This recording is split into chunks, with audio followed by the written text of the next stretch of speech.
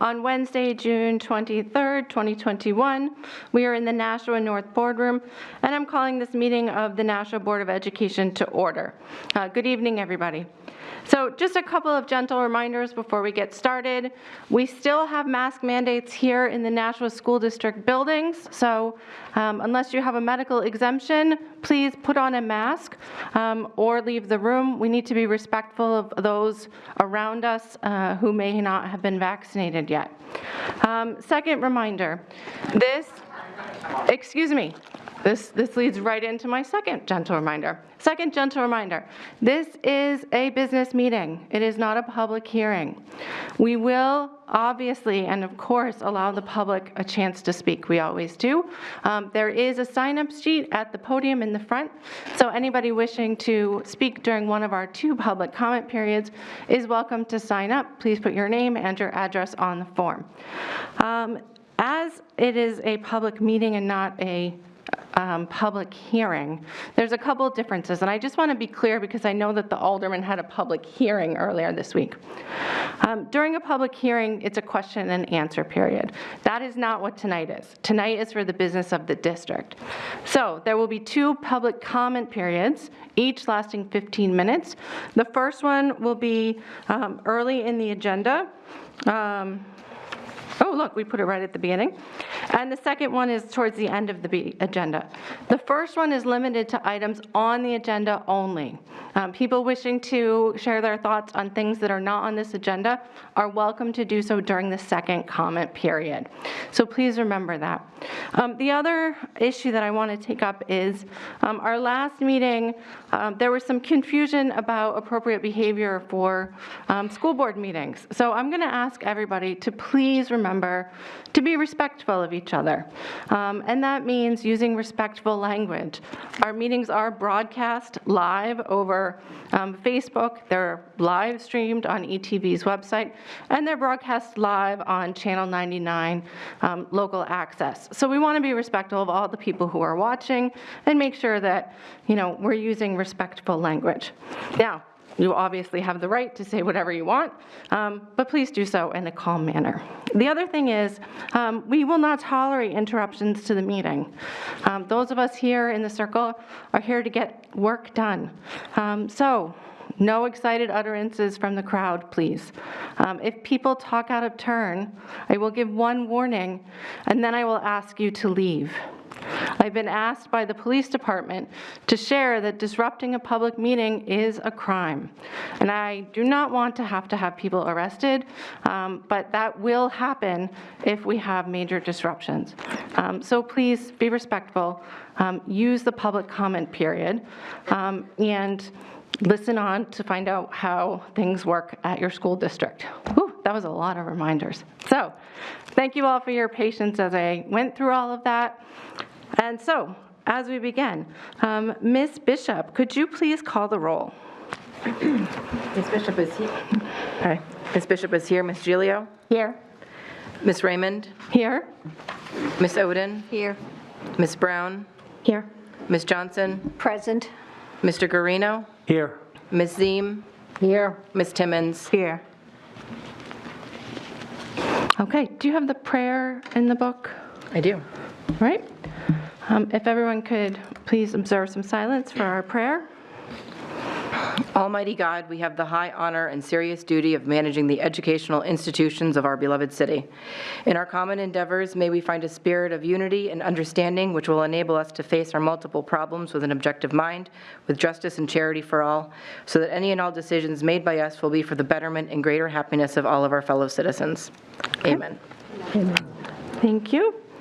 Usually I like to go around the circle for the Pledge of Allegiance. I believe I've called on Spencer like a bunch of times. So Ms. Brunel, is it your turn? Okay, go ahead.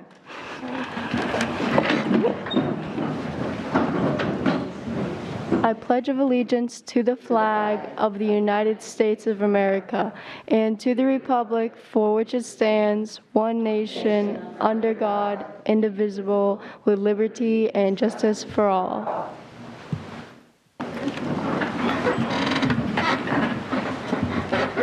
Okay, Thank you, everybody.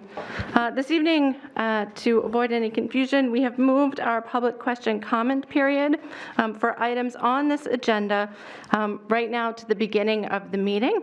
We have 15 minutes, and there's a bunch of people here. I don't know how many have signed up. So I'm going to ask people to keep their comments brief. Remember, if someone has just said something lengthy that you agree with, it's perfectly okay to say, I agree with the previous commenter, or I disagree with the previous commenter, instead of repeating everything. But again, it's up to everyone. Mr. Dunn, could you grab the sign-up sheet for me, please? Poor Mr. Dunn. He sits on the end, and I pick on him. Oh, I like your tie. Thank you. Oh, that's fine. No, it's perfect. Okay, Ms. Bollinger, did you have comments on items on the agenda? Yeah, it's under the new business, so I think that's accurate. Are we good with that? Yes, that applies. Thank you for asking. And please remember to state your name and address. Yeah, no problem. Thank you. Hi, everybody. It's nice to see everyone in person. My name is Lisa Bollinger, and I live at 1 White Oak in Nashua, New Hampshire. I'm also a member of Nashua Parent Voice. Can you hear me okay with the mask still on? I know we're... I can, oh, that came out really loud. I can. You are able to take off a mask while speaking into the microphone. Don't mind. That would be great. That's no problem. My requests If you could just move the microphone towards your face. There you go. Is that better? Okay. My requests here Is there a green light? Jimmy, is the microphone on? light on. Okay, yep. Maybe closer. Is that better? That's okay, perfect. Sorry, I'm not that used to microphones. I'm sorry, I'm going to start the time now Okay. for the 15 minutes because technical. Sorry Go about ahead. that. Thank you. So my name is Lisa Bollinger. I live at 1 White Oak Drive in Nashua. I'm also a member of the Nashua Parent Voice. My requests here today are very simple. We request that in the fall there be no more hybrid, that students are allowed to return to school as normal, that we let there be normal, full school days. More students than ever before have had to recover grades this year than in past years. Let there be normal lunches for all students, including at the high school level. Let students remove masks or make masks optional, unless, of course, they're sick, where they should remain home, or if they can't, they should wear a mask. We ask that the school does not attempt to identify to others those who are or are not vaccinated, like what happened in Exeter. Their vaccine status is private under HIPAA. I stand here with dozens of my friends who couldn't be here tonight due to sports or work commitments. I would ask the crowd here today, quietly and not disruptively, to stand if they're in favor of eliminating or making masks optional. So if everyone could quietly stand if you're looking for masks optional. Thank you. Some members of this board recently attended a BOA budget meeting in this school without masks. I'm not disrespecting anyone or their status, but you were here in this school and attempting to force our kids to continue to wear masks in that same auditorium just isn't right. I ask you to do the right thing by these kids, repeal the mask mandate, and let our kids' lives return to normal in the school. Thank you. I'm sorry if I was wordy. No, thank you. All right, I have Caitlin Pearl.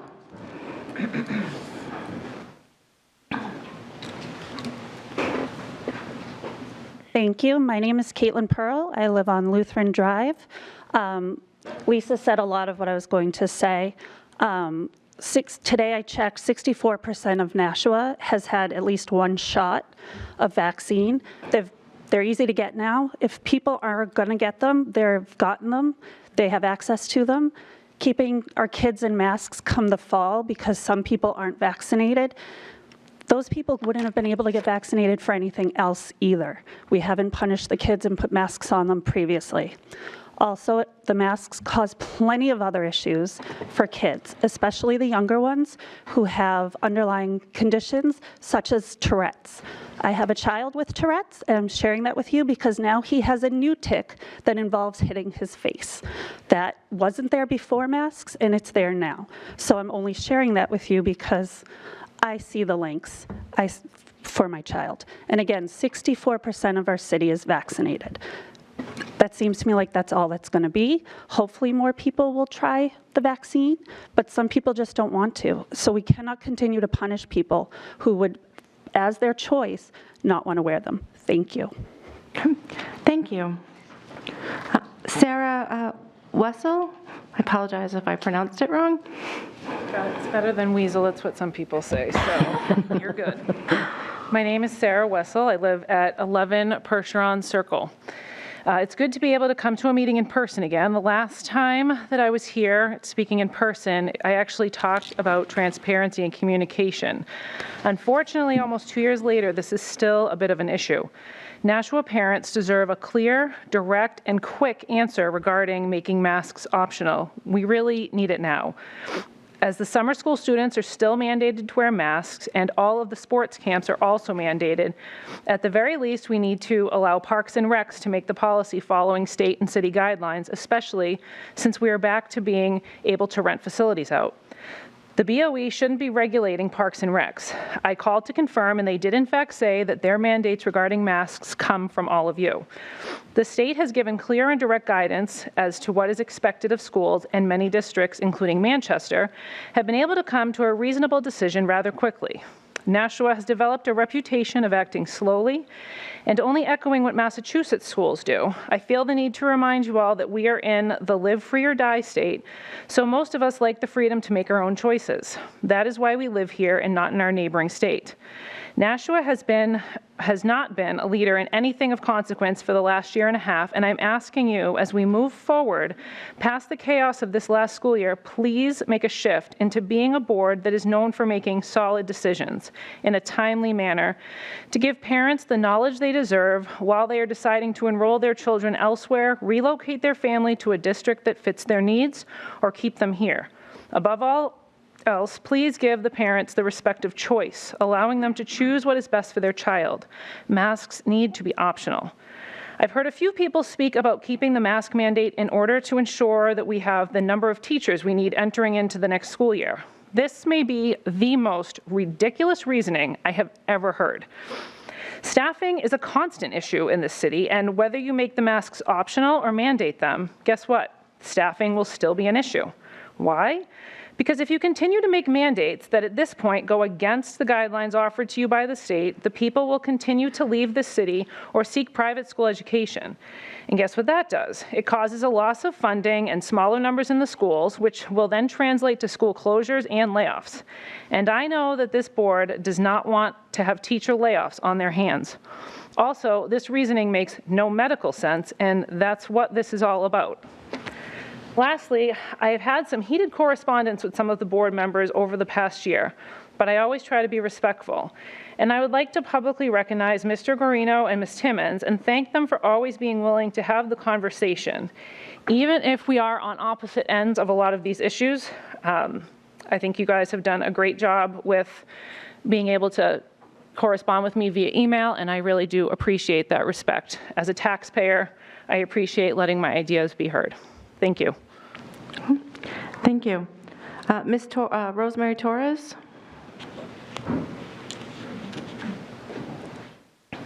Hi, good evening. Can you hear me? Mm-hmm. Okay, my name is Rosemary Torres, and I live at 60 Dublin Ave. I agree with the past three speakers in regards to the main thing that, you know, as a parent we would like is choice for our kids, choice for our family. And I feel that Nashua took that away and never even had it on the table. We would really like to see kids in school. I know I had a fifth grader that did well, even though she still wanted to be in school, chose hybrid the entire time, and was thrilled the minute that she was able to step into a school building. I also had my third grader who was just not learning that way, and it was a really, really tough year for her. Her reading level, when she had started in school in person in March, was the same as it was last March. It was not beneficial for her. It's just the way that she doesn't learn. So there are kids that do need to be in person. We would like that choice, as well as the choice of no mask in school this fall. Thank you. Okay, thank you. Ms. Dyer, Allison Dyer.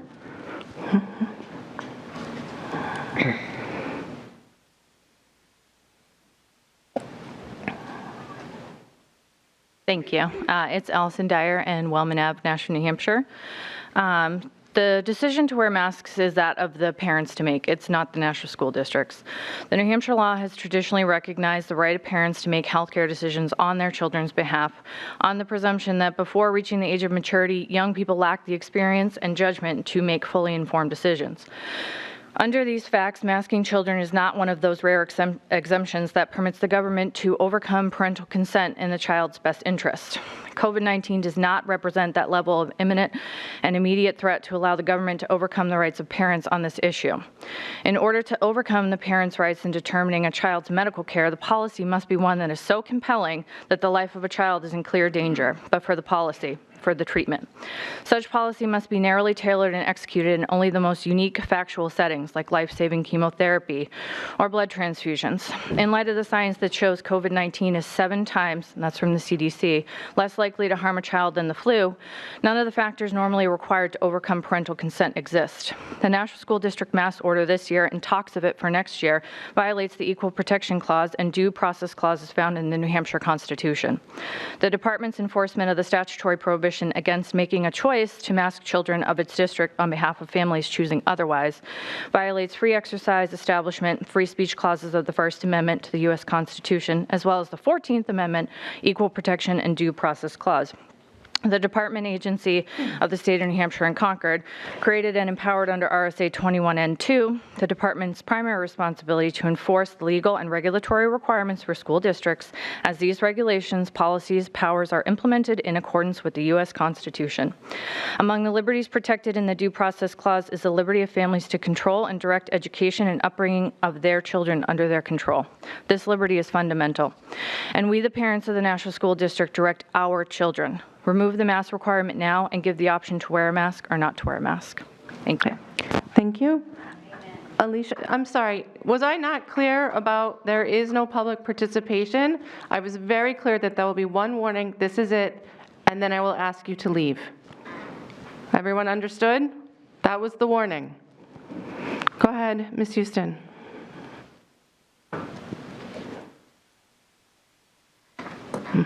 Alicia Houston, Westwood Drive. I am speaking today in opposition of the Nashua Board of Education's demand for children wearing personal medical PPE for the remainder of the 2020-2021 school year or any other subsequent years following under new business in this evening's agenda. On Friday, June 18th, State of New Hampshire's epidemiologist, Dr. Benjamin Chan, said in part, the state is now recommending that asymptomatic people, not just fully vaccinated people, can go without face masks in indoor and outdoor locations. If we are to follow the science as defined by the New Hampshire's epidemiologist, the question then becomes, where does the Nashua Board of Health get its medical authority to coerce the use of PPE in educational settings? As a parent of 2 children in the Nashua School District, I would like to know, under what medical authority does this board have the power to demand children wear personal PPE? I would also like to know, under what medical authority does this board have the power to demand children to potentially become immunized? If you are citing the Nashua Board of Health, which controlling authority has authorized you to make those decisions and is certified in epidemiology? Additional related information is contained in these documents, which I submit and request be inserted into this evening's meeting record. Thank you. I have a copy for each one of you. I don't know how to get them to you. I didn't print any for you, but I have some for the representatives. Okay, thank you. If you could just hand them to Ms. Oden, we'll make sure that everyone gets them. Okay, and with only a couple minutes left, I have Cara Cantwell.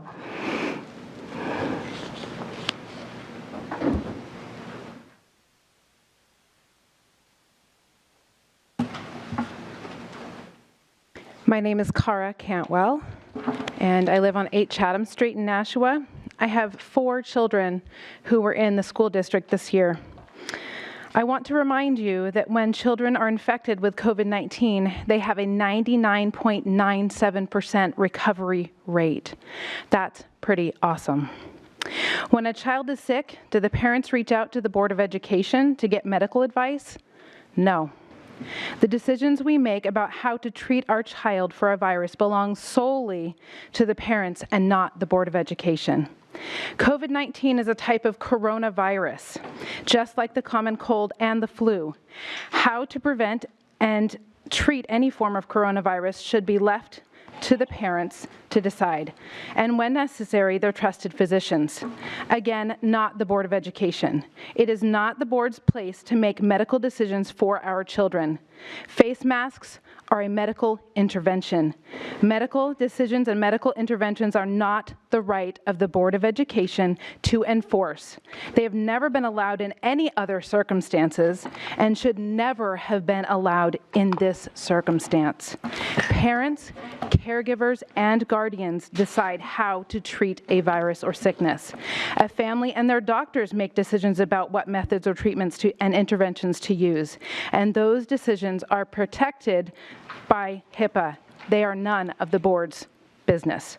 To reiterate, it is up to the parents to make the choices about any medical intervention and medical decisions used to treat their children, period. How many of you on the board know my children personally? Know their allergies? Know how they react to different medications? Know their medical history? None of you know these things about my children or probably any of the other children in the district, unless you have your own child in the district. Only the parents and guardians know their children well enough to know how to best treat or prevent any virus or sickness. If our children were going on a field trip, parents would be asked to sign a permission slip that would give teachers and staff permission to make medical decisions in the case of an emergency. This last year has not been a field trip, and we have not seen or signed a permission slip. This wasn't a situation where parents were unreachable. No, we parents have all been present, and no one reached out to us. We are all well aware of the situation at hand. This is a real-life situation, and parents should have been involved in the decision-making about masks and want to be involved. And yet the Board of Education deliberately left parents out of the medical decision and intervention to use face masks on our children. This is evident even in the board meeting agendas previously, where they voted on issues before they permitted public comment, which was what happened in the last meeting that I attended. This is completely backwards. The board did this without our permission. Since when does the Board of Education have the right to make medical intervention decisions for individuals and families? They do not, ever. Parents and guardians are legally the only ones who are allowed to make this decision about medical intervention for our children. I speak for many parents, and along with all the parents that have spoken previously, and say remove the masks from our children. Make masks optional from now on. Everywhere, not just in the hallways or at their desks, everywhere. Thank you. Okay, thank you. This ends our first public comment period. I'm going to pass this down, and Mr. Dunn, when it gets to you, would you mind putting it back up there for the second comment period? Sorry, Mr. Dunn. Maybe we can switch you guys every meeting. Okay, so moving on. The next item on our agenda is the consent agenda. Does anyone have anything to add or remove from the consent agenda? Okay, seeing none, I am looking for a motion to approve the consent agenda. So moved. I'll second. Okay, the motion was by Ms. Timmons, seconded by Ms. Johnson.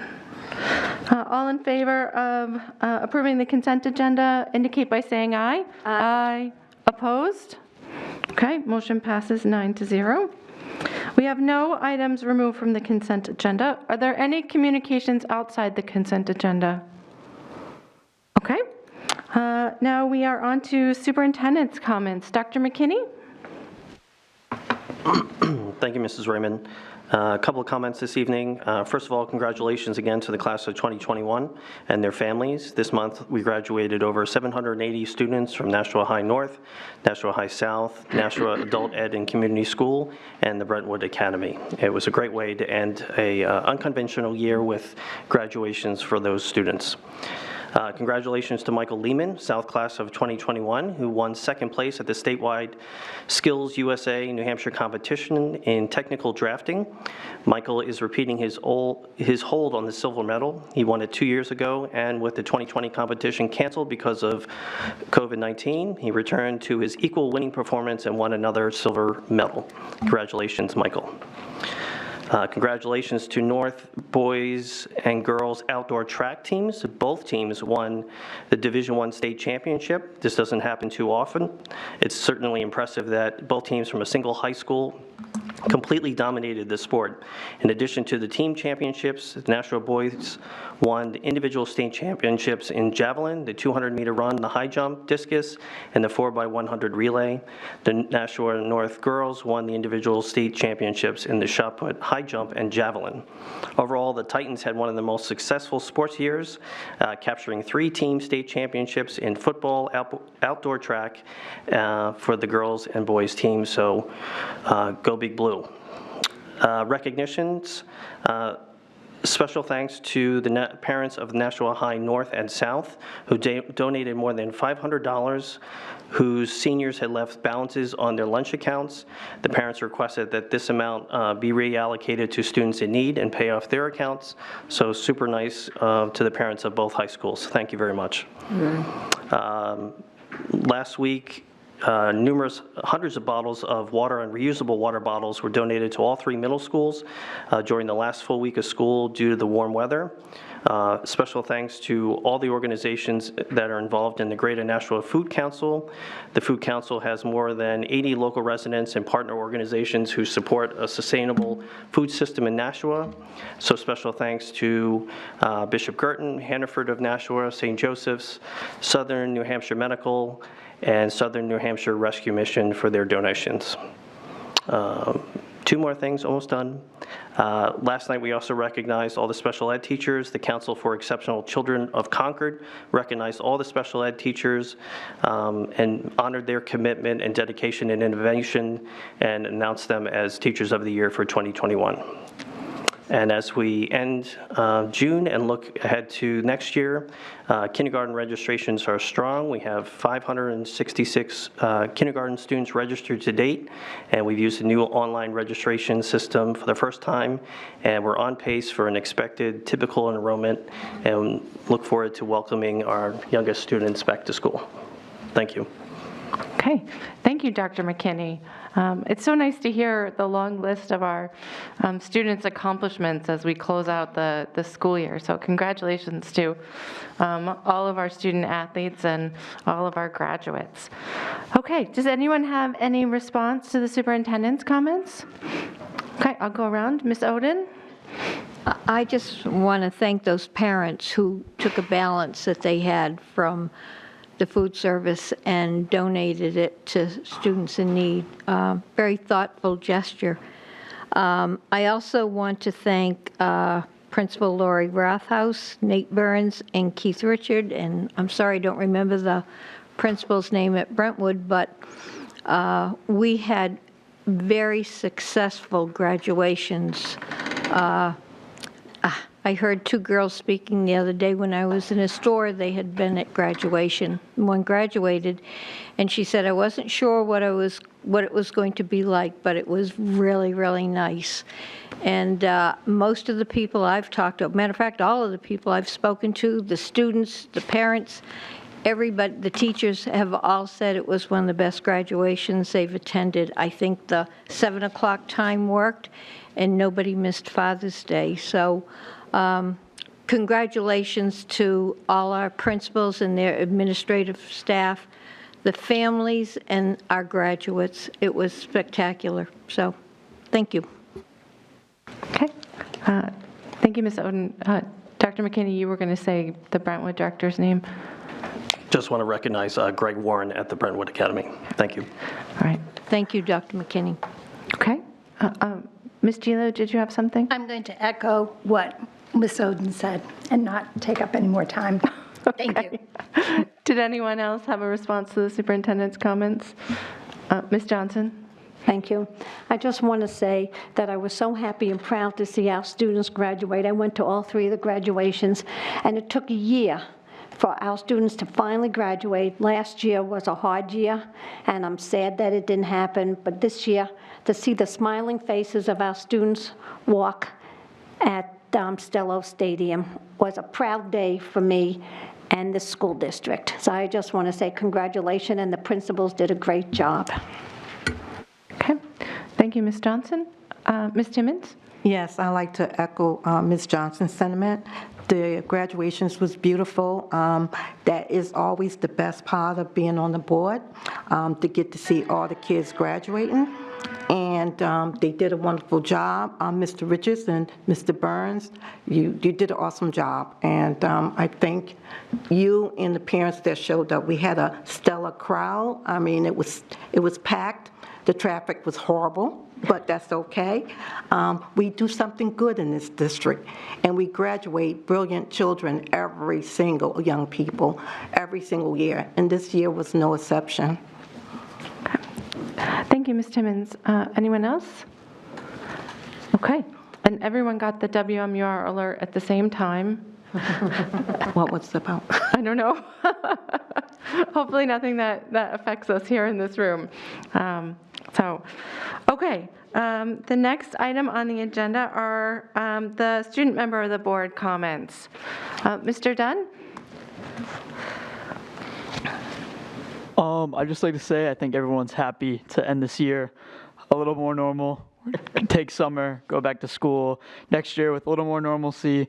I think as a student body as a whole, I think we really enjoyed finishing out school, dealing with the implications that we did with COVID and everything else. I heard graduation went very well. Although I did not attend myself, people were very happy with it, and I think it was something that was great and maybe we could do in the future as well. Okay, great. Thank you, Mr. Dunn. Ms. Brunel? And I'd just like to second Mr. Dunn's statement as well. I did have the pleasure of going to Nashua High School Sal's graduation, and the ceremony was beautiful. At the end, everybody, all the faculty was lined up and clapping for all the graduates, and it was really just beautiful because after this rough year, everybody just came together. Ms. Cox did a wonderful job with the planning, and I think it turned out really well. Right. Thank you, Ms. Brunel. I was concerned about postponing it, but the weather ended up being beautiful, so it was a good call. Okay. The next item, the Committee on Budget. As we all know, we're waiting on the Board of Aldermen for the budget. Now that we know that they had a meeting this week, hopefully they'll let us know before July 1.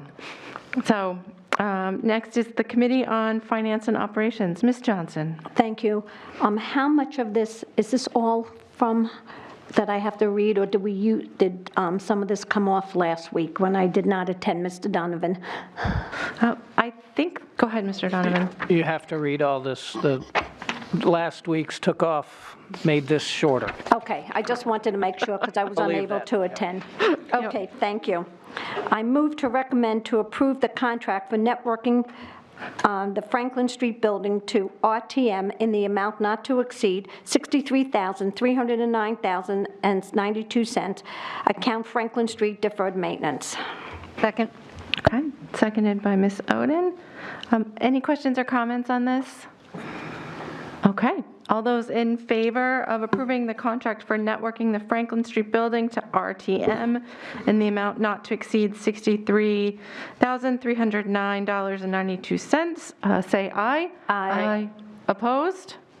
Okay, motion passes 9-0. Ms. Johnson? Thank you. I move to recommend to approve the NSD disaster recovery implementation for Nashua High School North with new era technology in the amount not to exceed $265,926.66 for storage and licensing and $46,258.70 for networking cards on our core switch account number 91.1.992225 71221 computer equipment. Second. Okay, seconded by Ms. Oden. Any comments or questions on this item?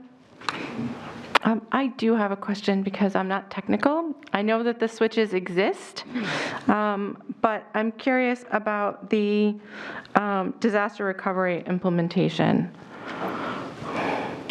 I know Greg's not here. Yes, this is the backup, so we have a backup to our, we'll have two backups for our system. So if anything goes down, we could lose significant time, we could lose significant data. So this is a backup to the existing one we have at South. It's something we've been wanting to do for a number of years, we just didn't have the funding. Okay, thank you so much, Mr. Donovan. Anyone else?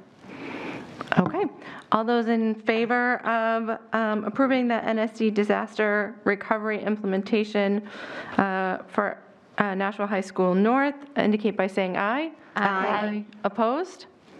Okay, 9-0. Go ahead, Ms. Johnson. I move to recommend to approve the contract for wiring and cabling of Franklin Street to Telenet Technologies in the amounts not to exceed $71,194,000, account Franklin Street deferred maintenance. Second.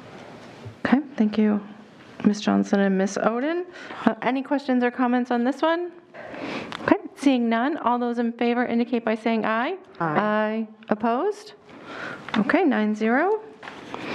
Go ahead, Ms. Johnson. I move to recommend to approve the purchase of 100 HP desktop from IT Insiders in the amount not to exceed $59,900, account 91.1.992225712221, FY22 funds. Second.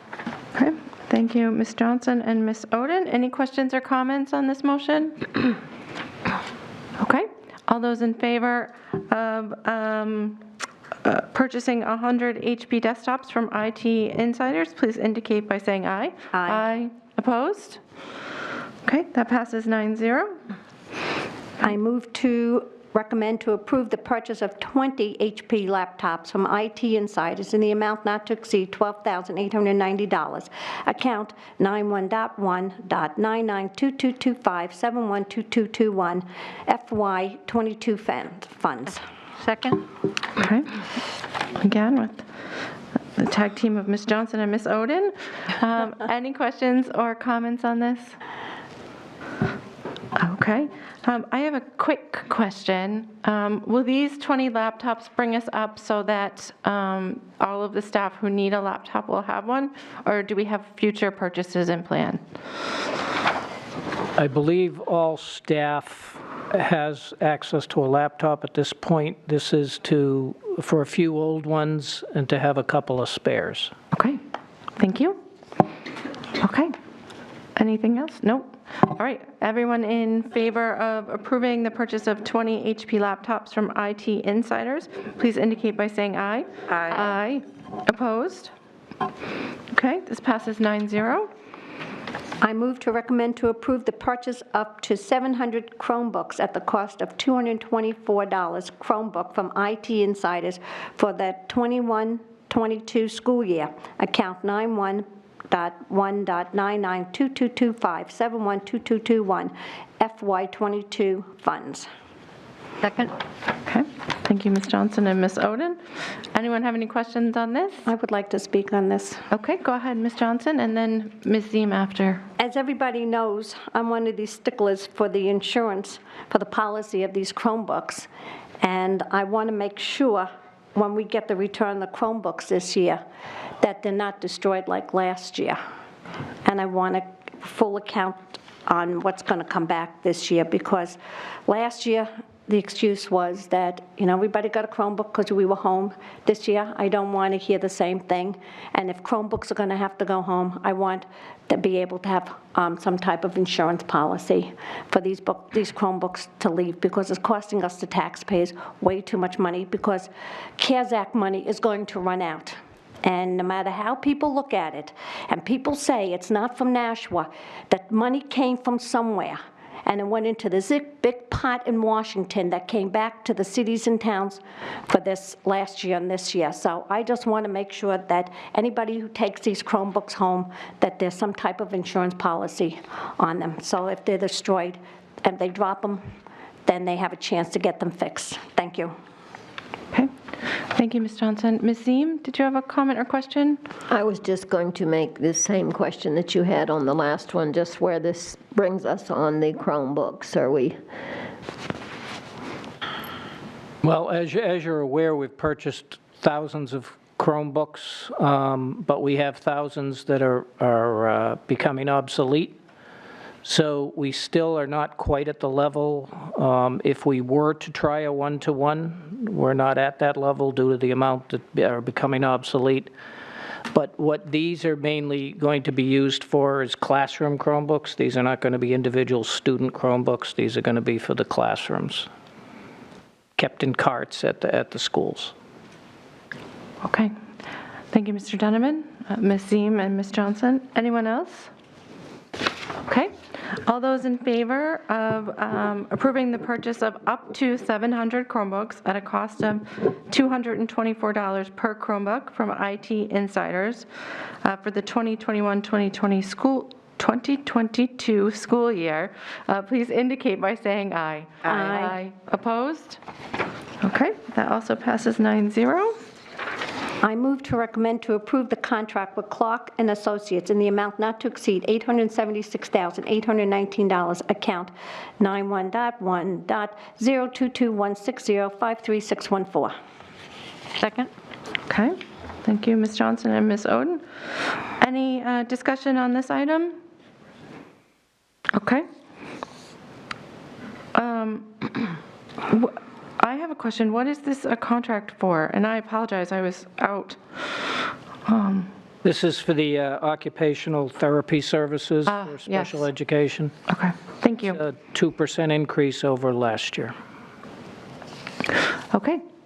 All those in favor of approving the contract with Clark and Associates in an amount not to exceed $876,819, please indicate by saying aye. Aye.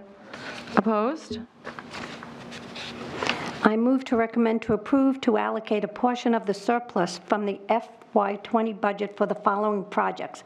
$165 for Smart Start lighting at Main Dunstable, $70,000 for gym floors at Nashua North High School, $500,000 for Franklin Street renovations, $25,000 for carpeting at Central Office, $15,000 for Central Office foyer, and improving soundproofing for the total amount of $775,000. Accounts $500,000 from Franklin Street deferred maintenance, $165,000 to 91.1.2226-621-54100, $110,000 to 91.1.22226-20-54280.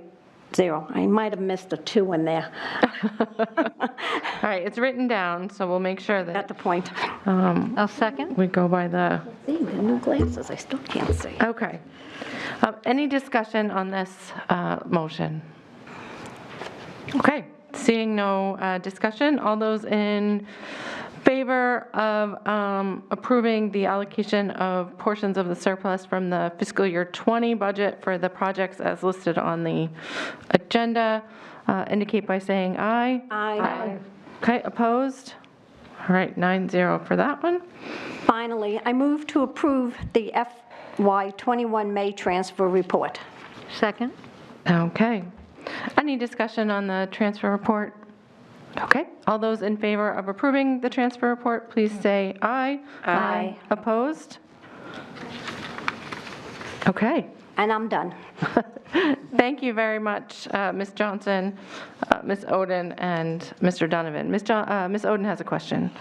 No, I just want to thank Mr. Donovan because even with this spending, we are turning money back to the city from the surplus, and the $70,000 for the gym floor was going to be paid from the account downtown. What's that? Yeah, the risk management reserve fund, yes. Risk management, and because we had this money, risk management is taxpayer money, we're paying it from this. So I want to thank Mr. Donovan for being careful with the money, but still looking out for the district. I think it was a good balance, so I want to thank him for that. Okay. Thank you, Mr. Donovan. Okay. Any other comments or questions regarding finance? I have a quick one. Regarding the Franklin Street project, will future items on that go to the Finance Committee or to the Joint Special Building Committee? There's basically two phases. The phase one will still go to the Board of Ed Finance and Operations Committee. There's probably another $400,000 of those to spend. Phase two will go to JSSBC. That will involve the HVAC improvement and the fire escapes. Okay. Those two items will be at JSSBC. Okay.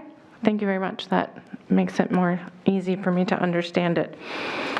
Okay, I know the Committee on Policy just met last night. Are there any highlights that we need to know that can't wait till our next meeting? None that can't wait. All right. Great. And do you know when the next meeting is in July? I don't remember off the top of my head. No, my calendar's in my bag, so. That's all right. It's on our website. The Committee on Curriculum and Evaluation. Any updates for us this evening? I know you also met last night. We also met last night, and there are no updates, though everything will be on the next agenda. Okay, great. Is there anything on there that will apply to this coming up school year? Like that, or we're going to start in end of August, beginning of September?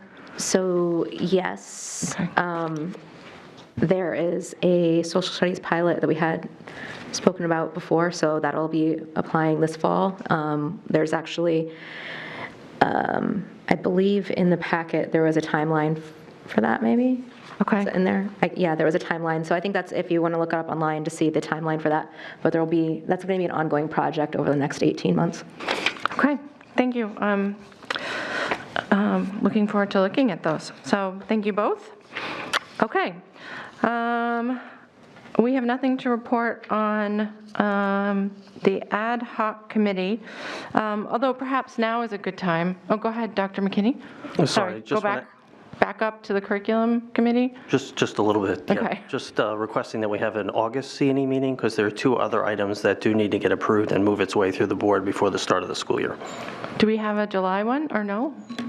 I was hoping we could take a break in July and then maybe schedule one in August. All right, well, I will leave that to the chair of the curriculum committee, and you guys can work that out and just let us know. Great. Okay, so on the superintendent search, we don't have an update from the ad hoc committee, but I'm happy to bring forward a contract for Dr. McKinney to remain our interim superintendent through the end of June 2022. I was going to bring it in new business, but if the board is not opposed, I would like to make the motion now. Does anyone have any objections to that? Okay, so I move that we approve the contract for Dr. McKinney to remain our interim superintendent through the end of June 2022. Second. Oh, okay. Now I have to write it down. All right, so I heard Ms. Giglio first on the second. Okay. Does anyone have anything they'd like to say?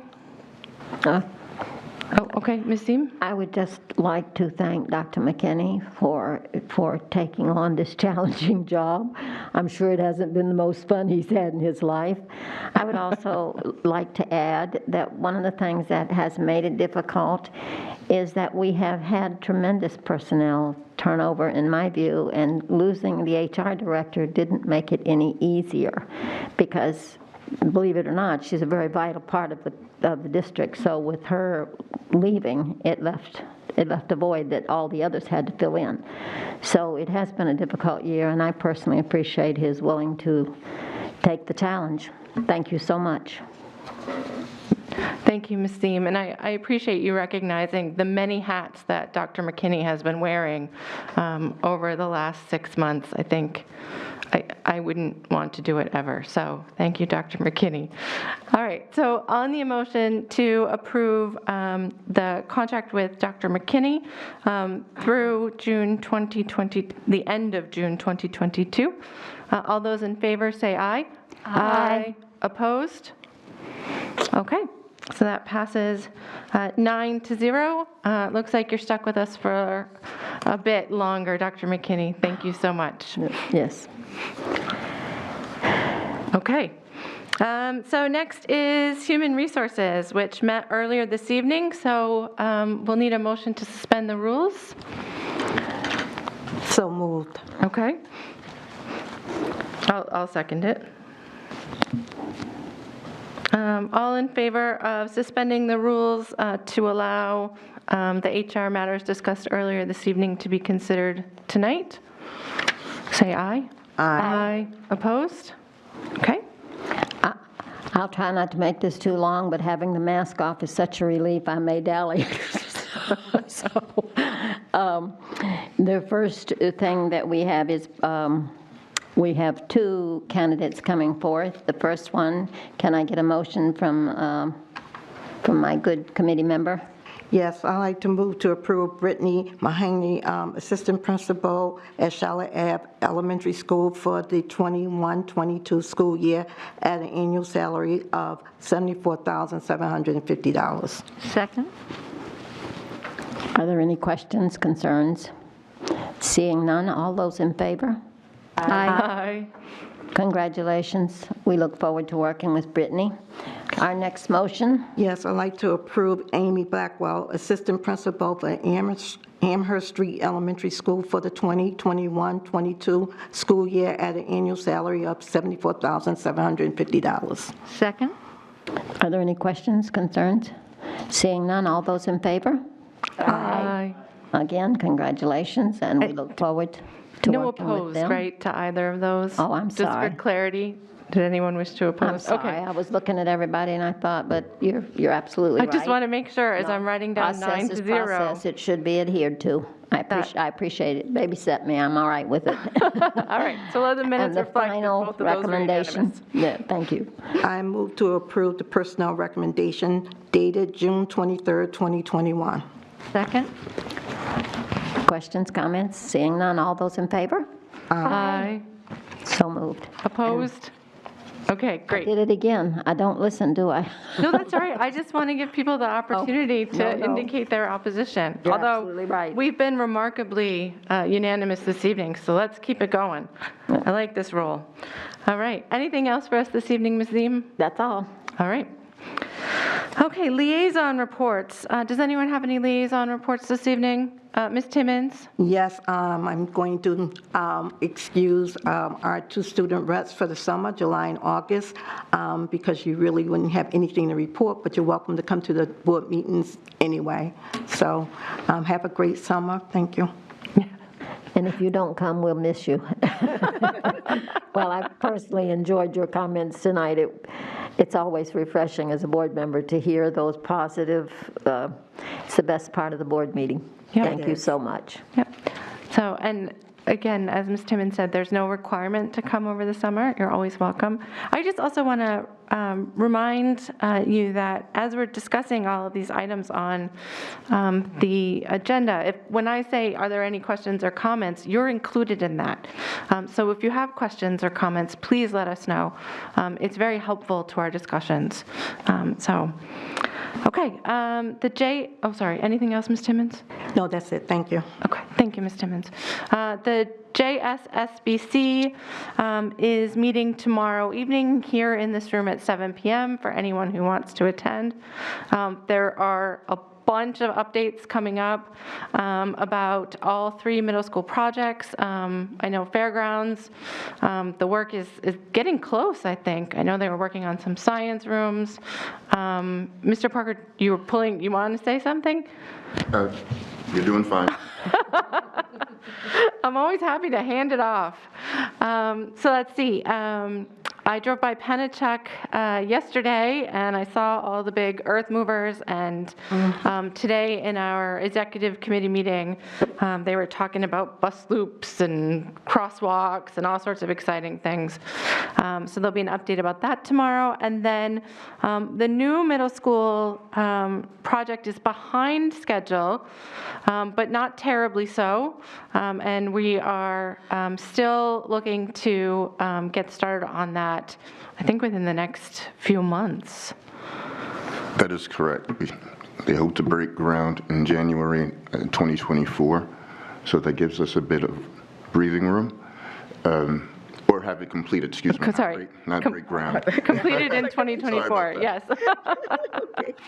So yes, I think that's what they said today, that they're still on track for us to go to school in that building September 2024. So that's very exciting for some of our younger students. Yes. So We'll have 3 good choices overall with the renovations, and then the capstone is the new school. Yep. So it's a great opportunity to reimagine how we do middle school overall. So. Thank you, Mr. Parker. And that leads me to another committee, which is the Redistricting Committee, which I think is just starting to get off the ground. Mr. Parker or Mr. Guarino, would either of you have anything to report on that? I'm going to defer to Mr. Parker. Poor Mr. Parker. Yes, we took a hiatus because we had a little bit of a bump in our timeline. So we will start in earnest in the fall. Okay. Right, the committee is aware of that. So we have a full complement, including Mr. Guarino, the middle school administrators from all 3 buildings, and Alderwoman Kelly is also part of that. So we will get going in earnest, and there will be updates. Okay, fantastic. Thank you so much, Mr. Parker. Ms. Ziem? Well, and can we just share with the public tonight that the redistricting is, as I understand it, and I'm certainly not the most informed on that committee, but it is to currently Elm Street is by far has more students, and so they're going to try to level that out so that all 3 schools will carry a more equal balance. Am I saying that correctly, Mr. Parker? You are. So it will, if you have any input, you might want to get to that committee quick. Thank you. All right, thank you. And I'm going to ask that people not direct input to that, to the entire board, because we are letting the committee do their work and then bring it to us. So I'm going to put Mr. Parker in the hot seat and ask that you go ahead and email Mr. Parker, because I'm just going to forward emails to Mr. Parker anyways to do that. But I think it's still early days to try and figure out what to do. That's fine. I'll just forward them to Mr. Guarino. All right. So again, early days on redistricting. I think we need to, gosh, there's so much work to do in redistricting, and I wish you the best. Go ahead, Ms. Ziem. And you probably are more familiar than I am with redistricting. I guess I'm comparing it to the state when they redistrict. We constantly go through redistricting, as you know, in our political arena. Is that the word I want to use? And so I think it's a similar thing, but yes, it is. But I personally don't think, I think that the more people, if you have a concern, I think to share it with Mr. Parker. You'll find him to be a very congenial individual and very polite. So I don't know, I think that the more voices we have, and sometimes when you think about things, I'm a slow thinker. I like, tell me something and then give me some time. Don't ask me to make a decision immediately, because that's how we make mistakes, myself anyway. So that was my thinking, but I'm sure that Mrs. Heather has a good point. Mrs. Raymond, not Mrs. Heather, has a good point. Thank you. Okay, thank you, Ms. Ziem. Okay, do we have any other liaison reports that I'm forgetting? Okay, seeing none. The next item is unfinished business. In your packets, you will see an amended school district calendar. So I am asking that we approve, asking for a motion to approve the amended school district calendar for 2021-2022.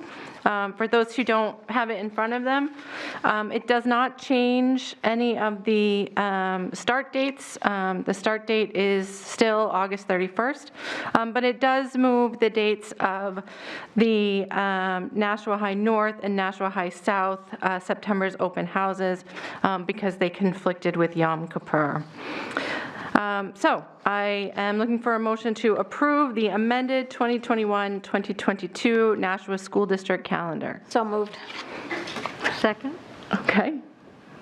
You have to be quick around here. Tried to get in there. They're just too quick. All right. Any discussion on this calendar? Okay. Seeing none? Oh, go ahead, Mr. Guarino. I believe that we have a new national holiday, although it's in June, and June is school's actually out, but it might conflict with makeup days. That's Juneteenth on June 19th. So I'm just wondering if it's possible that we take that into consideration. Yeah, I see what you're saying there, and that's important to note. In my quick math, 16, 17, 18, 19, the 19th would fall on the Sunday after school gets out. So if we do have to do a makeup, if there's too much snow, gosh, I hope there's not too much snow, we'll have to skip that day and do it the next day. If Dr. McKinney or Ms. Kinsella feel like we need to come back and make another amended calendar, we'll do so, but it's in the minutes, and I'll try to remember to talk to Ms. Kinsella about it tomorrow. Thank you. So, thank you. Because I don't even know if it's observed the Monday after. I need to do some research. It's going to be observed. If it falls on a Saturday, it's going to be observed on Friday. If it falls on Sunday, that Monday, but we'd be out anyway during that time, so I think it wouldn't affect the school year at all. Yeah, I don't think so either, but unless we have a big snowstorm, which, knock on wood, hopefully we do not. So, okay. I didn't call for the vote, did I? No. Anyone else? Okay. All in favor of approving the amended 2021-2022 school district calendar as presented and discussed this evening, say aye. Aye. Opposed? Okay.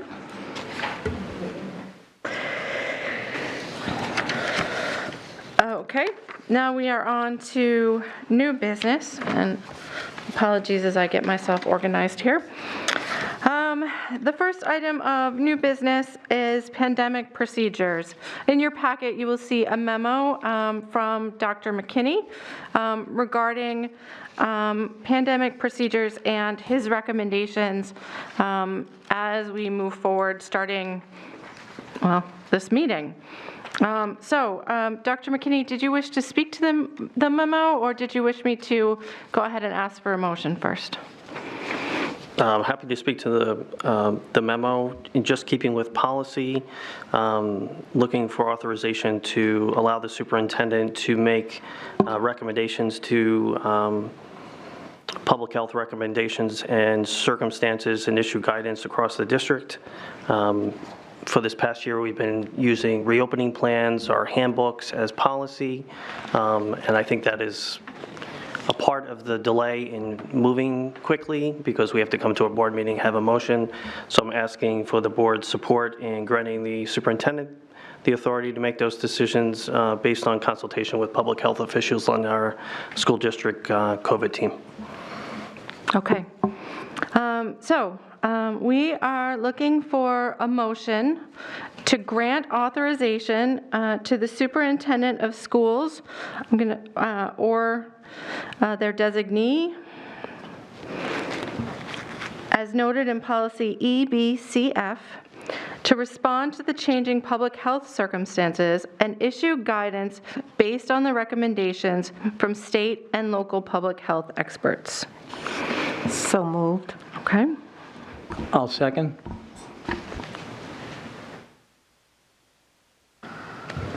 I'm just finishing writing, and then I'll call on you. Go ahead, Ms. Johnson. Thank you very much. I am not going to go along with this at all. Matter of fact, Ms. Zine made a very interesting comment earlier here. She was so happy to take the mask off that she could breathe.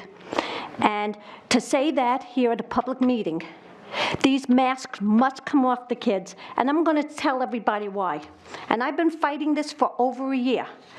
At our last meeting, I asked Ms. Bagley, what about the cold and flu? Would 6 feet or 3 feet make a difference if a kid sneezed if they had the cold or the flu regarding COVID-19? No. Mrs. Johnson, so it doesn't matter if it's a COVID or the cold or flu, right? Okay, thank you. I didn't hear a response on the recording from Ms. Bagley after your question.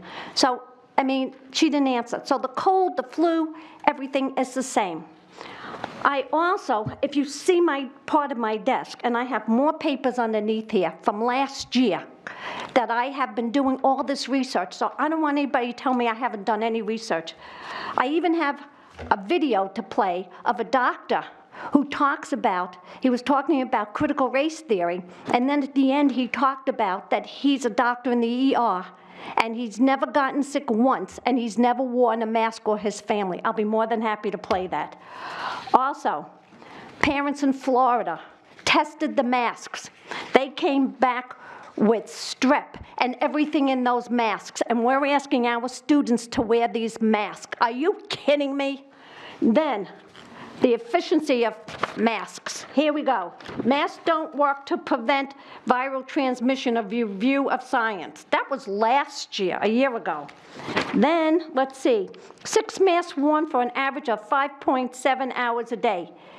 83% contaminated, 96 unique strains. Streptococcus, and other things. I can't read. These are new glasses and I still can't read. But here it is. It's right here. So Mrs. Johnson asked these questions. Fauci's emails revealed the truth about the pandemic. This is June 2nd, 2021. Masks are really for infected people. Let's talk about this, infected people. Whenever we go to the doctor's office, what happens if you've got a cold or flu, you're sick, or a cough? They tell you to put a mask on. They don't tell a well person to put a mask on. They tell the sick people to put a mask on. Masks are really for infected people to prevent them from spreading infection to people who are not infected, rather than protecting uninfected people from acquiring the infection. Fauci wrote. I didn't make this up. It's right here. All his emails are out now. We've been locked up. Our kids have been, in my opinion, have to be wearing these masks. The typical mask you buy in a drugstore is not really effective in keeping out virus, which is small enough to pass through material, because remember what he told us, we had to wear a mask. Then it was a face covering. And then you see these face coverings on there, and what does these face coverings do? And then you have these paper masks that came from China, and what happened? We found little worms or something in it that were making us sick. Things are coming from China. No offense to anybody. I don't want anybody to say that I was mean. It might, however, provide some slight benefit and keep out gross droplets if someone coughs or sneezes on you, he added. So, I mean, this is from Dr. Fauci. This is the man we've been listening to, who did all the charts, and the charts that were wrong, that we all got locked up. So what I want to do is I want to amend the motion. And one other thing I want to say here. I called Bobby Bagley's office today because I wanted to get updated figures on any COVID that might be going on in Nashua. Nobody called me back. Matter of fact, it was still saying that they're working virtually. Monday night I was at the public hearing. I said that everybody should be fired. That's not in work. Can I focus you back in? And we're focused back in. And I went online to see if I can find the numbers. And the only thing I could see about was free HIV testing, nothing that had to do with COVID on the health department website. So I documented, who I called, what I did here. I tried to look at the state. The state, I think, said there was maybe 174 people that might be sick, right? Oh, here it is. I think it says here, COVID-19 trends. But I did go on the state website, and there's nothing. I can, and not in my consciousness, after this whole mess this year, allow the CDC to be in the school district anymore, to be in the city anymore, to make rules and regulations for us anymore, which is unconstitutional. The law does not allow government to tell us to wear masks and to be locked up.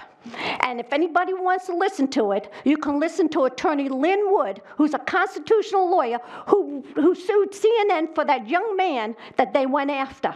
And I cannot do this anymore. These students in our school need to have the masks off and the plexiglass away from them, and it needs to start immediately for summer school and forever. There is no need for this to continue anymore, whether you're vaccinated or you're not vaccinated. It's nobody's business. Right now, there's no vaccine passport, and nobody's business that we have to say who's vaccinated or not. And for the school year, we have vaccinated teachers, and the 99.97% that these kids do not get this, shame on all of us that we've kept these masks on these poor kids, and these kids have to learn and they need to breathe. Thank you. Thank you, Ms. Johnson. Again, Dr. McKinney, I think that a little bit more explanation could be helpful here, and then I'll go to you, Ms. Timmons. So the purpose of this motion, as I understand it, is to get the question of masks or no masks away from the board, especially since the board made a motion to indefinitely postpone it at our last meeting, which means that it's killed effectively for the year. We'll bring it back up. That's why I said take it off the table. So it's not, I'm not going to get into Robert's rules, but I respected you guys when you were talking. Ms. Brown, I respect you when you're talking. If you could please extend me the same courtesy, whether we agree or disagree. You know, we don't need to be openly rude to each other. Refocusing, my understanding of this was to allow you or your designee, say Ms. Gingras, based on the most up-to-date recommendations from our state and local public health, to make changes as necessary. And in this explanation, you included the update from Dr. Chan. And so my understanding was the intention would be then for you to have the ability to follow the update from Dr. Chen without having to come back to us and have a full board meeting and all of us going back and forth, none of us being medical professionals. Is that correct? That is correct. Okay. And what I'm looking to do after this meeting is go back and issue guidance for the summer, have meetings with the summer school coordinators, and issue guidance that goes until the beginning of the school year, and then return to the board around August and give an update. The current guidance that I've received is masks will not be required, although individuals can choose to wear masks for individual protection. So that would be the guidance through the summer. I've gotten guidance from the public health department and the state. That's the recommendation from the COVID team as well. So I have meetings Thursday and Friday, and that would apply for summer programming and athletics through the summer. Okay, thank you.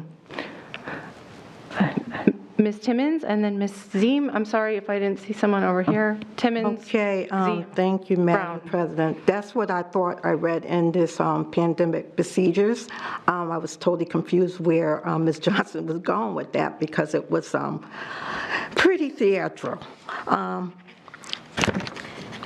am going to support this because what it is doing is giving Dr. McKinney, according to the pandemic procedure and policy EBCF, the authority to do what is best for our children and not the board. Since the public think the board is making these decisions, and we are not, we base our decisions on science, I think that from what Dr. McKinney just said, it was reasonable. Okay. Thank you, Ms. Timmons. Ms. Ziem?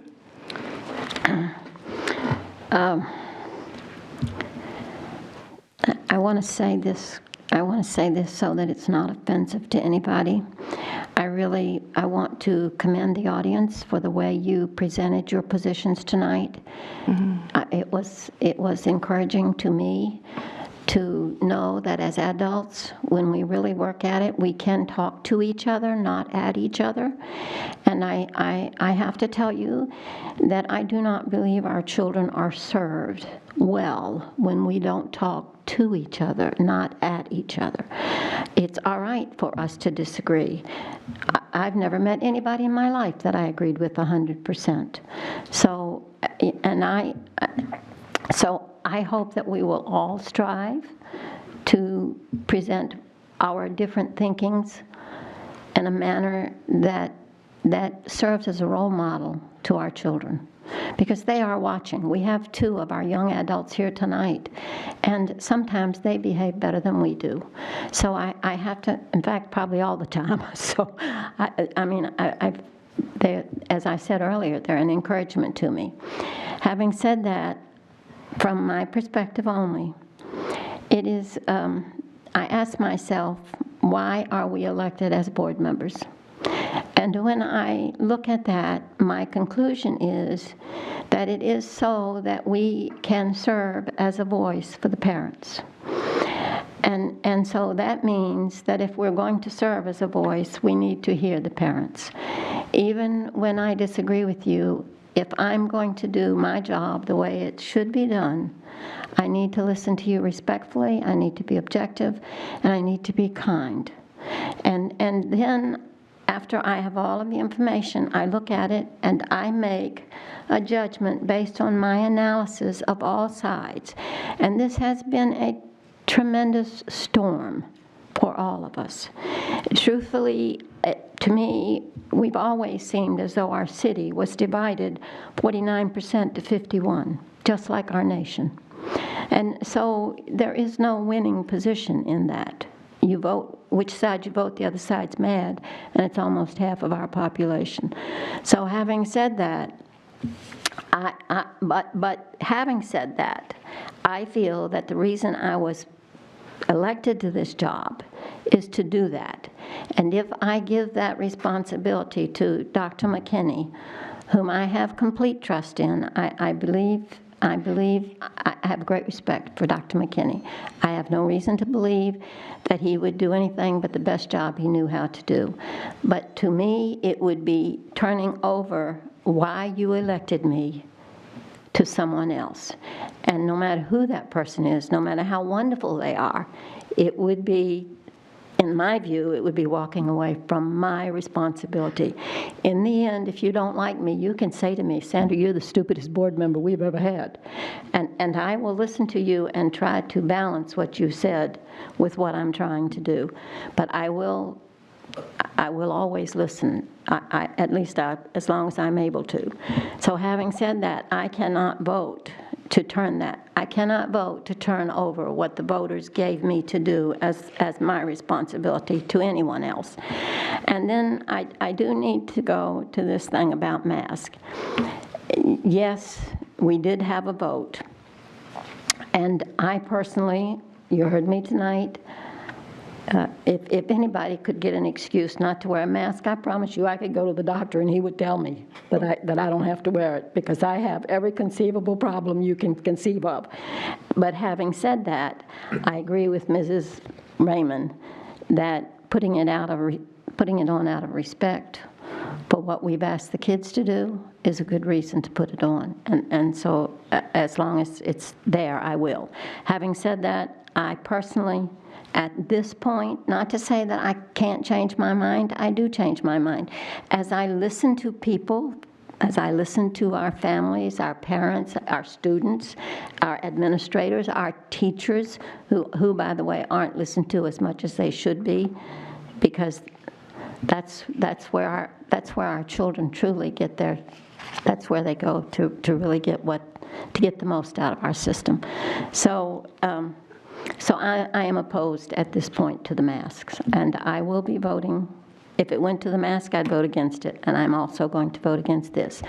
But having said that, I want you all to know it does not mean that I don't respect Mrs. Raymond. Anybody who votes against me, they are voting their conscience, and that's all we can ask of anybody, is that they vote their conscience. And so I ask you all to let's whatever comes of this, I beg you, let's do this in a way that our children can look at us and say that we set an example for them to live their lives by. And that is that when they have disagreements, they can go to a microphone and they can voice those disagreements without expressing hate, without expressing any violence. Because when you express hate in any form, it encourages violence. Truly it does. And we don't need that in our nation. So that's my preaching for tonight. Thank you very much for listening. Okay. Thank you, Ms. Neem. Mrs. Brown, and then Mr. Guarino. Thank you. Since the motion on the floor is right now about the policy and procedure rather than masks, I do think it would be great if we put the mask issue back on the floor. However, this is about the procedure right now. I actually think under this procedure, which was just adopted in March, and actually I didn't support, but it's the one we have in place, so we have to abide by it.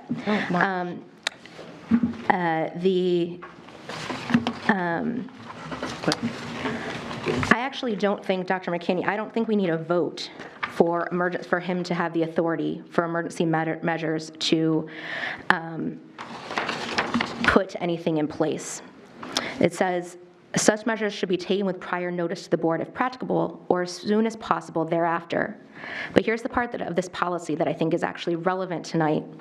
It's all long-term planning necessary for managing the pandemic and epidemic impacts and its aftermath require collaboration and approval of the board. So even though the beginning of the policy does state that the superintendent can consult with state and local officials to determine the appropriate response, the long-term impact requires collaboration and approval of the board. Therefore, I think it would be irresponsible for us to hand over all of the responsibility. I think, Dr. McKinney, I think broadly interpreted, you're asking for a great deal of latitude and also responsibility. And so I'm a little uncomfortable with that authorization. Now, I do have faith. I know that you're a planner. I know that you have generally good ideas, and you probably have some systems that you're going to put in place.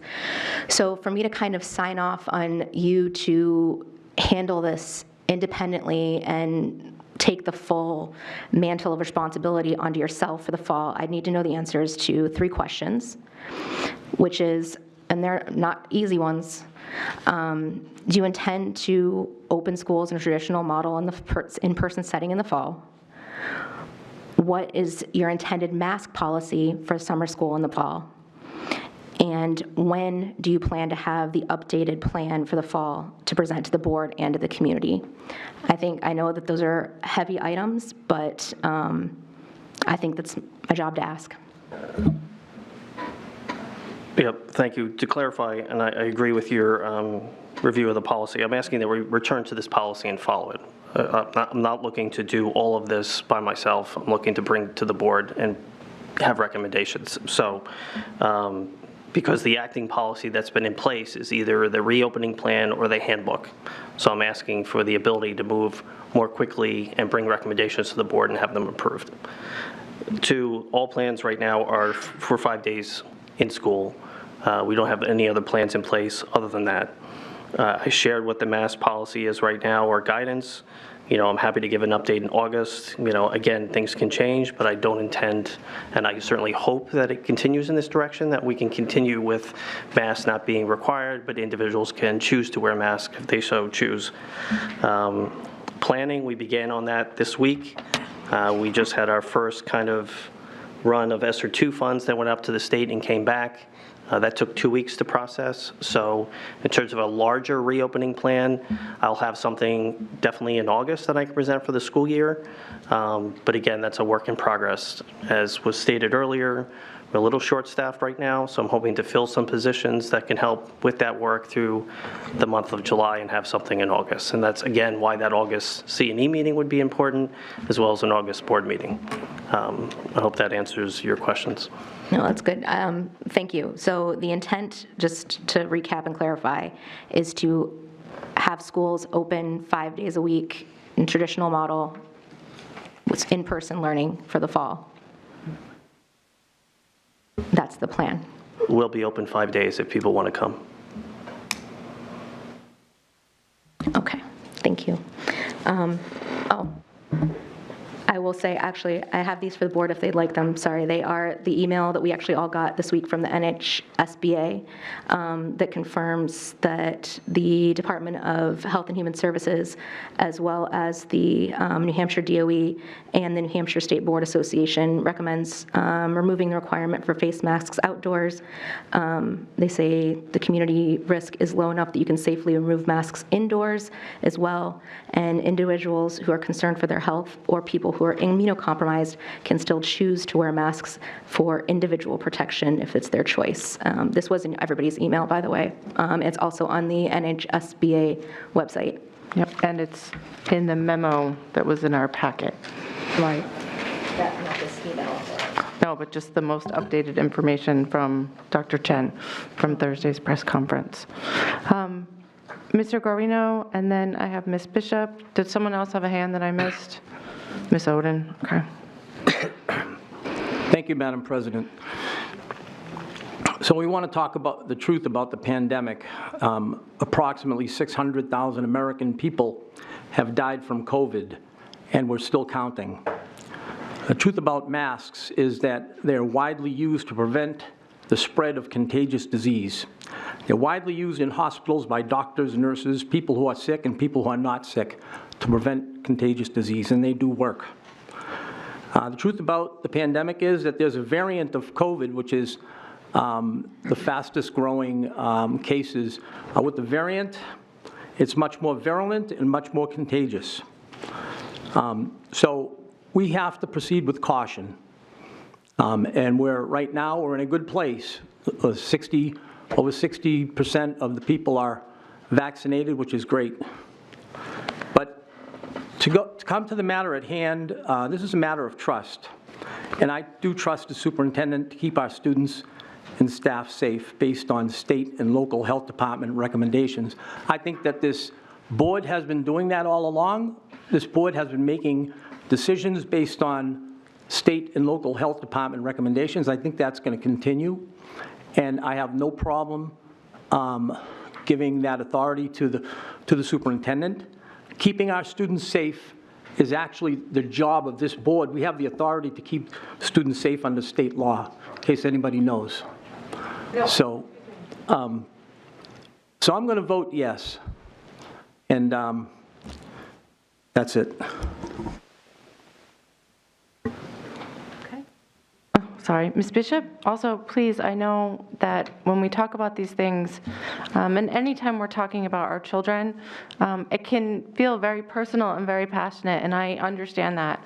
I am a parent as well, but I am going to ask that we try to keep tempers calm, as Ms. Ziem said, so that we're not interrupting as people are speaking.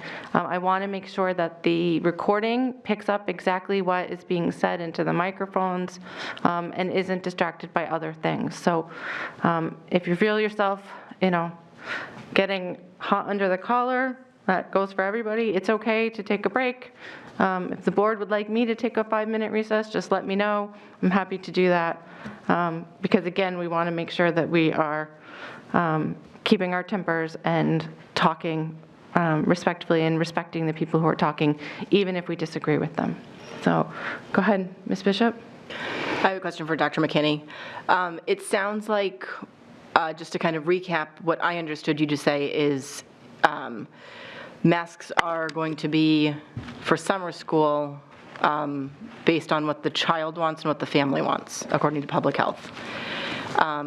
If there is a change to that, or there's some sort of a cluster where maybe we need to reinstate the masks, which this policy that we created when we knew that things were going to be getting back to normal, If there comes a day where maybe there's a group of kids that does need to wear masks, or maybe a school that needs to reinstate masks for however long public health dictates, maybe 3 or 4 days, how do we get that information out to parents? So we'll have that information on Friday when we meet with the summer school coordinators. A lot of it will be built on some of the work we've done before in terms of parent notification. Before we switch to remote, we may have to do some sort of interventions in place, but we will give parents, teachers, and summer school coordinators ample notice when those happen, if we're able to. And because of kind of the fluidity of it, are we going to be able to provide those masks to the students instead of having them come in with them? Do we have enough supply? I believe Mr. Donovan would say we have plenty of masks. Okay. And you're welcome to ask him as well. Mr. Donovan, do we have enough masks? Yes. Okay. I know a lot of us look better with them on, so that's me. Can I have clarification? Yeah. Okay, this is clarification for Mr. Mckinney. You are not dictating children to wear masks, are you not? I need to know that. You're not saying they definitely going to wear masks. You're saying if the situation arises that then the call will be made. So if individuals want to wear masks, the adults in the building can wear the masks. If children, parents' children want them to wear masks and they inform the summer programs, the kids will wear masks. Okay. All right. I just want to know if the public understand that. There'll be a district update going Friday to inform the district. Okay. Just one more follow-up question. Getting vaccinated is obviously a personal choice, which every adult has, and every adult has to make for their child. Will we be continuing to recommend I think everybody should stay 3 feet away from everybody anyway, but within the classroom, because of the HIPAA violations, we can't necessarily state which teachers have it or don't have it. Will we be continuing to try to keep the distance available within the classroom so that we can not wear masks and continue to be safe without knowing another person's vaccination status? So again, I have 2 meetings the next 2 days. The most important one's on Friday with the summer coordinators, where all that information will be handled. The most pressing one I came tonight prepared with was the mask one, but all that will go out in the district update. The plan is to get guidance out for summer programs, plan for the upcoming year, take a little time off in between, and then gear up for the fall. Okay. Thank you so much.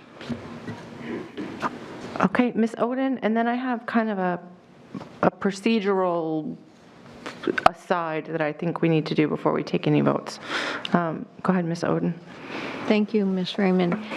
I feel much like Ms. Ziem does. The votes, this has been the most difficult year as a board member. You always try to do what's best for kids and the district, the staff. Hardest votes I've ever taken, and this is my 12th year serving as a board member. I feel like I'm shirking my responsibility by turning it over to Dr. Mckinney. I don't want to avoid taking a tough vote, and there's been a lot of tough votes this year. I am concerned that I'm turning over what I was elected to do to somebody that is leading the district as superintendent. I believe Dr. Mckinney will do the right thing, but I just feel like we're turning over our responsibility as board members making these decisions.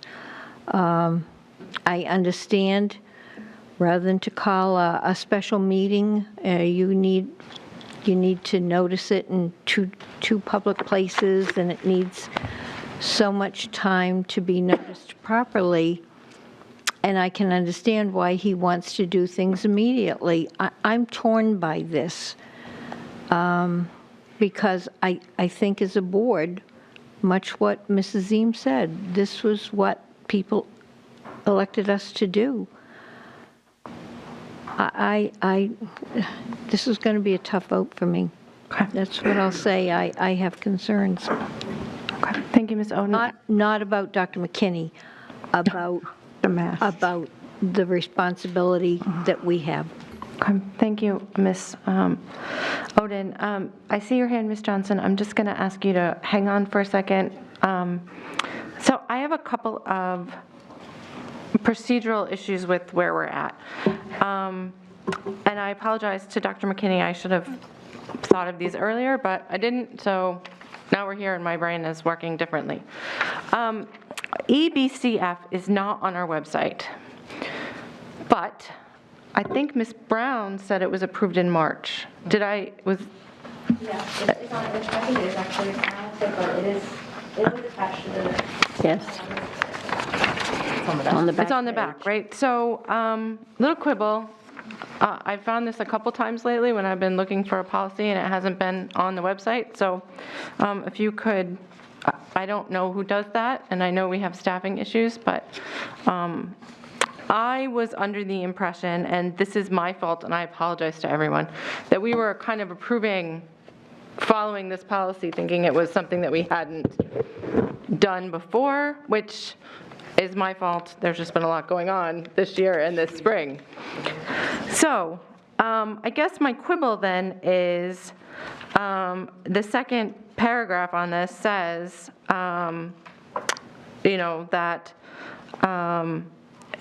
that you advise us and then we approve it, essentially.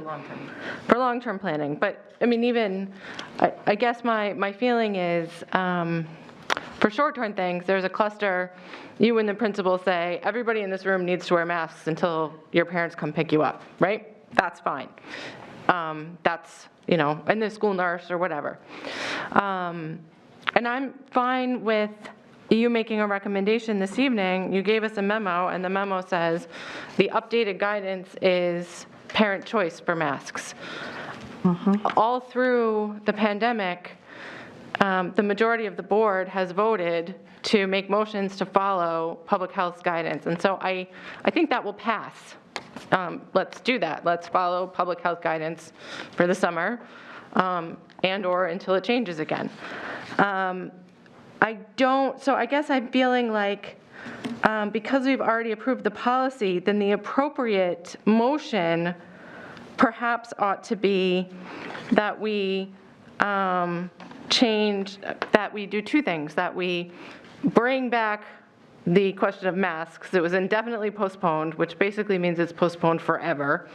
So we have to say, as a board, we have to vote to take up the question, in my opinion.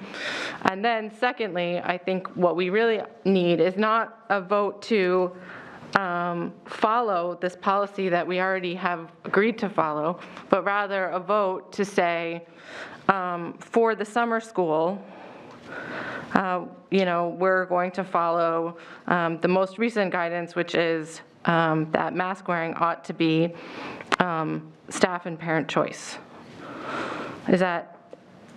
Does anyone feel that I've gotten that assessment incorrect as far as procedural steps, or have any other comments before we?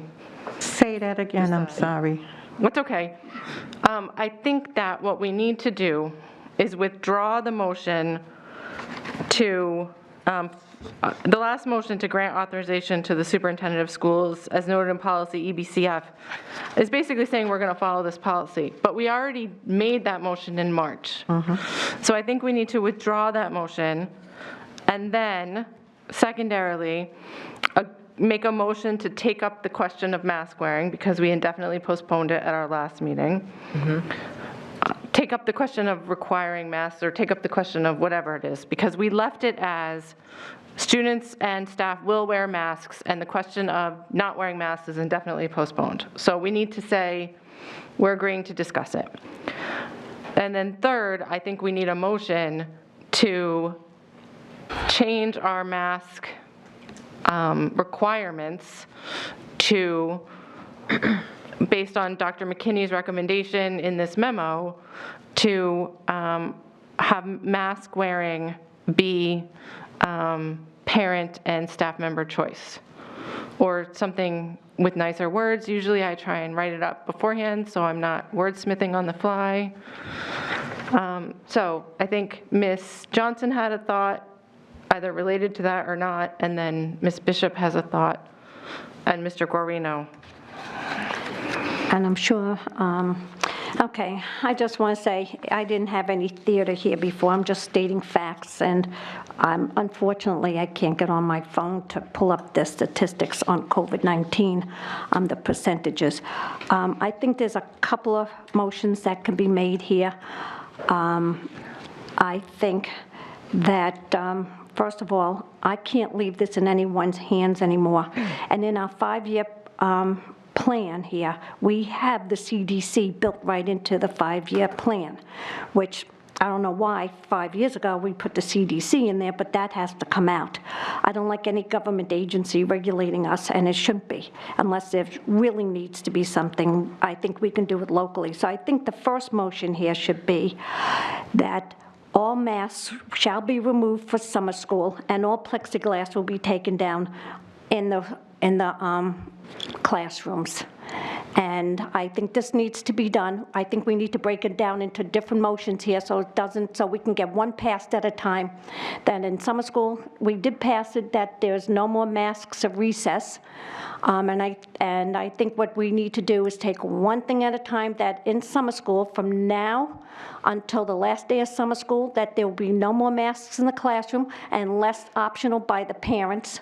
And if the teachers want to wear them, and that all plexiglass will be taken down on the desks with the kids. And I think these kids need to be able to roam around freely in the classrooms and be kids again, because I think we're doing a really disservice to them, and especially when the CDC talks about that kids back when, even a year ago, they said they were not super spreaders.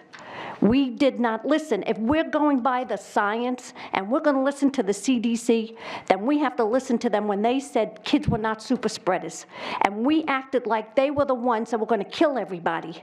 And that was the wrong way to go. As we saw how this virus, this COVID virus was spreading, we didn't listen to the CDC. We didn't do what we should have been doing.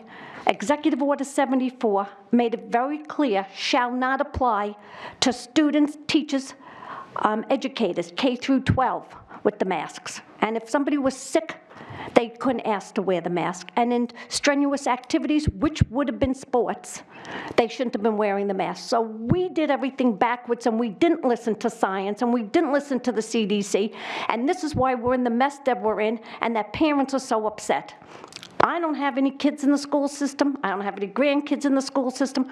So I'm not going to talk about my family members because I have nobody in the school system. I'm looking at the reality of this whole thing and the mess that we're in, and it's about time. So let's do one motion at a time. Let's remove. I'm going to make a motion to remove the masks from the students in summer school and the plexiglass for the duration of summer school, from the beginning, whatever date it begins, to the end of it, and then I'll make the motions on everything else after. So I heard your motion, unfortunately, and I wrote it down, but we still have a motion on the floor. Which motion? So the motion on the floor was to grant the authorization to the superintendent, so that needs to be, that's what I was just saying, that procedurally, that needs to be withdrawn before any other motions are made, unless we're going to vote on that one, which I think would be. I'll make a motion to withdraw the original motion. Well, Ms. Timmons has to do that. I have a question. Paula's, Ms. Johnson's request to have the mask removed, I can go along with that, but not the plexiglass. Let's compromise something. I mean, to take everything out and have no protection whatsoever, it bothers me a lot. And I do have kids in the school district, if anyone should know, quite a few of them. So I would go along with the no mask, but I cannot go along. They roam around. They roam around the school, around the plexiglass, and they do all the stuff. I don't know if you go to the schools, but I've seen them. So, but I do. And I can go along with the mask, but not every single thing. We're opening up a can of worms, and I just can't go along with the removing every single thing. I just can't do that. So if we can compromise, I'm willing to do that.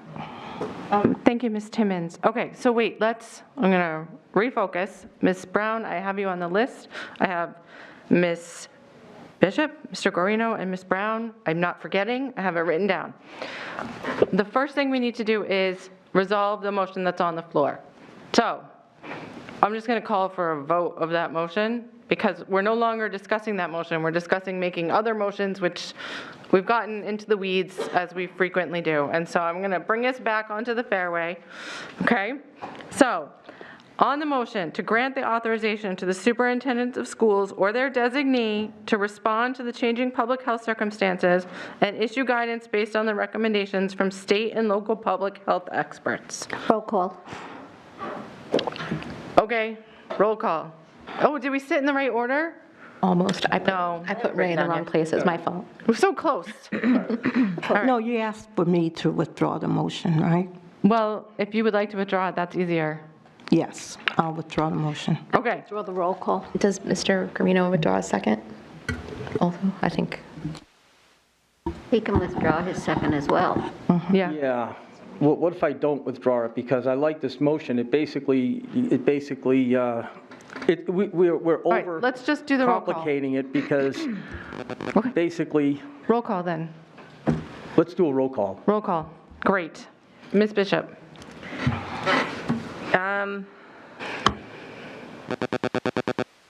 Did you remember the roll? No, I have it written down. I'm just thinking. Sorry. Repeat the motion, I tried to do please. that before I vote. I'm just not real sure what the motion is. So the motion is to grant authority to the superintendent or designee to follow, where is it? No, to respond to the changing public health circumstances and issue guidance based on the recommendations from state and local public health experts. It's the original motion. Thank you. Original motion. Original motion. Thank you. Which people have expressed their feelings on already, and I don't. Want to go there again? Yes. Roll call. Or we're just going back to policy. No, I know. You got it? I'm writing on your thing. No, I know. I'm honestly just thinking. Oh. Sorry. I might need a break in a minute. Well, it seems a little redundant, so I'm going to say no. Okay. Oh, are you first? Yes. Ms. Gilio, that's why I was thinking so much. I had no idea what was going on. Ms. Gilio? Yes. Ms. Raymond? No. Ms. Oden? No. Ms. Brown? No. Ms. Johnson? No. Mr. Guarino? Yes. Ms. Ziem? No. Ms. Timmons? No. Okay. So that's 1, 2, 3, 4, 5, 6, 7. 7 to 2. Okay. So it fails. Yes. All right. So now. Now I have my question, if you don't mind. Yes. So now. Yeah, let's ask your question. Although I think at this point we're on the point of what's the new motion that we ought to discuss. What I want to bring up here is the second thing that we're going to be discussing is rescinding the Nashua School, the in-person remote handbook. Yes. If we rescind the handbook, doesn't that include all of the mask mandates and the current safety measures that we will be recreating for the next school year? And we will be going back to what public health has given us guidance about in regards to summer school, which sounds like regular, normal school, so long as you want your child to be without a mask. If we rescind the handbook, we don't need to reestablish the mask vote because we've rescinded the handbook until one is presented to us again. So by rescinding the handbook, we're taking away the option, the vote for us to need to make masks because we're giving the control back to leadership, which is what they're supposed to do. But at the same time, I mean, we were given the local control about masks when the governor gave it. He rescinded the mask mandate, which meant we did have to come back to this and readdress it. But if we readdress it by rescinding the handbook, which we're already going to do, we're just doing things 4 times that we don't need to. That makes sense to me. So thank you. That's why I think. Yeah, good. Excellent. Paid the big bucks. I appreciate it. Yeah, the big dollars that she gets. Okay, so I had Bishop, Guarino, Brown. Oh, go ahead. Oh, go ahead, great now. Go ahead. I was actually going to say, I agree with Ms. Bishop. However, I think we also will have to rescind our The board will, in addition to that, we will have to rescind our mask policy because I think we believe we made those in 2 separate motions. There's a motion on the, or a temporary policy on the books. So I agree, we should go ahead and follow the agenda, rescind the district handbook, remote and in-person handbook, but I think we will also need a motion to rescind the previous mask mandate made by the Board of Education just to clean everything up. Okay. Sorry, go ahead. And according to the vote we just took, which said that we will follow policy, the EBGF, we still can implement masks if we need to, if there is an emergency circumstance where there are, clusters. We've now given that back to Dr. Mckinney and his team to do, which means that safety is still available if we need it. But the majority of the time is kids are going to be under the guidance of what their parents want. And all we need to do is rescind the handbook. So I agree with what Ms.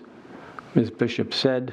We should rescind the handbook, and also what Ms. Brown said, since we indefinitely postponed the mask question, we can just rescind that. I just think we ought to keep it simple. Just keep it simple.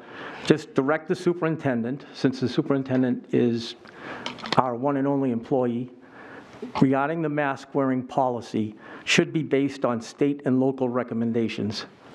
That's it. Let's not overthink this. Let's not start getting into all the other pandemic procedures that we have. But I think we ought to be basing this on common sense, on what's happening on the ground, because things could change like they did before.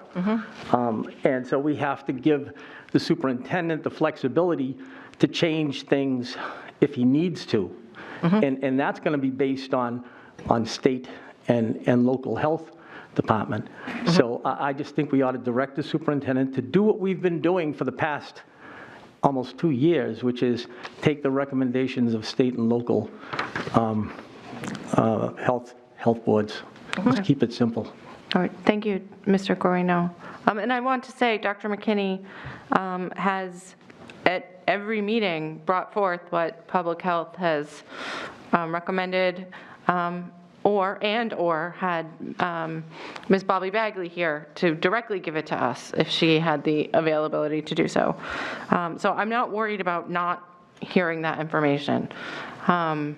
So having said that, let's take things out of order slightly, but not really, and do Ms. Brown's suggestion and go ahead and have a motion to rescind the spring 2021 in-person and remote handbook. I'm sorry, Ms. Johnson. Yes, thank you. Okay, so if we rescind this handbook, does it talk about the plexiglass that's in between the desks in this handbook? Because if we're rescinding the handbook, then everything goes. That means it brings us right back to where we were before this pandemic. That's what I want to make sure when we're voting on this, that this is back to normal the way we were prior to, with no plexiglass, I guess probably not even any social distancing, because there was nothing like that prior to the pandemic. So who can answer that? So Ms. Bishop, who keeps us on track, has just informed me that we have to also rescind. So we have to rescind the spring 2021 in-person and remote handbook, because we already rescinded the other handbooks when we replaced them with the spring one. So we did that, good for us. We also need to then motion to rescind the mask requirements for the Nashua District school properties. And that's really the only one. Sorry. Right, unless we want to continue to require all visitors to wear masks. But if we're following the guidelines that Dr. Chen and Ms. Bagley have given us, then we should rescind those as well, and just make it very clear that going forward is parent and visitor choice. I mean, we will never tell people during a pandemic that they cannot wear a mask. Post-pandemic, we might need to revisit this at some point. It should always be a choice. Right, but I don't know that we necessarily want people who don't need to coming into our buildings all masked up. No, so that's why it's a choice. You Yeah. know, if they feel that they need to wear it, then they'll do it. If they don't want to, then there's no masks anymore. So what would the motion be on this? So the motion is to rescind the Nashua School District Spring 2021 in-person and remote handbook dated April 19th, 2021. The second motion is to rescind the mask mandate for Nashua district schools, district properties. Is that correct, Dr. McKinney?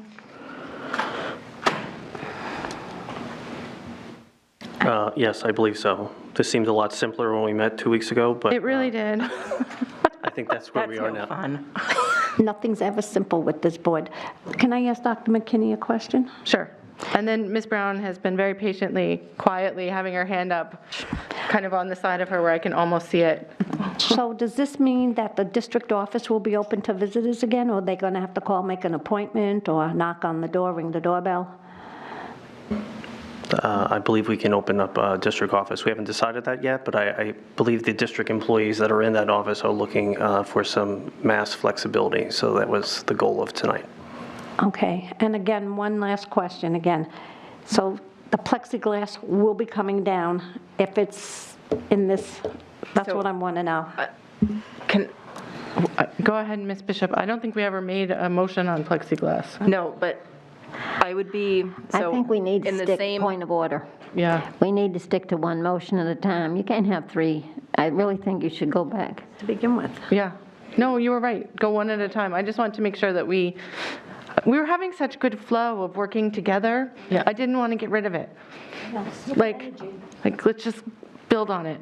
So my concern with removing the plexiglass kind of is in line with your concern about HIPAA and FERPA. If students are behind plexiglass, then other students know that they have something that they need to protect. So I think maybe the option of having some protective measures in the classroom for those who choose to use it should be there, but it doesn't have to be, it doesn't have, like, you don't have to be forced to be sitting in one of those cubes. But there has to be open and available, and kids can like pick their seat so that we're not then sharing students' medical information by literally putting them in a box. Okay. So two things I want to remind us. Ms. Ziem is correct on her point of order. We need to focus on one and then the next.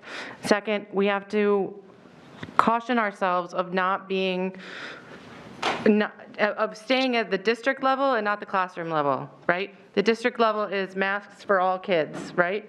The classroom level is how the classrooms are arranged and who's got plexiglass and what, you know what I mean? That's an individual teacher decision. I have no idea which teachers decided who gets plexiglass and who doesn't, and I don't want to get into that. I would like to just leave that with the principals and those teachers, because that's what they get paid to do. Okay, so the parents can call and ask and see if they can remove it or work with the Principal. with the principals in the building. Yep, Okay, I think I can live with that for right now. Okay, Ms. Brown, on Ms. Ziem's point of order, I'm going to ask you to focus in. Oh, you're going to love this. Oh, good. I love focusing in. I move to rescind the Nashua School District Spring 2020 in-person and remote handbook dated April 19th, 2021. A second. Okay. Roll call. All right, hang on one second while I write down who made the motion. It was seconded by Ms. Ziem. Okay. We have like this big gap. We need to do better next time. Oh, you do fine. No, I mean with like, it looks like there's 3 people who didn't show up. Oh. Okay. You can tell by how hectic our meetings are by how my notes are. Okay, so on the motion to rescind Nashua School District Spring 2021 in-person and remote handbook dated April 19th, 2021, roll call vote. Ms. Bishop votes yes. Ms. Giglio? Yes. Ms. Raymond? Yes. Ms. Oden? Yes. Ms. Brown? Yes. Ms. Johnson? Yes. Mr. Garino? Yes. Ms. Ziem? Yes. Ms. Timmons? Yes. Motion passes. Okay.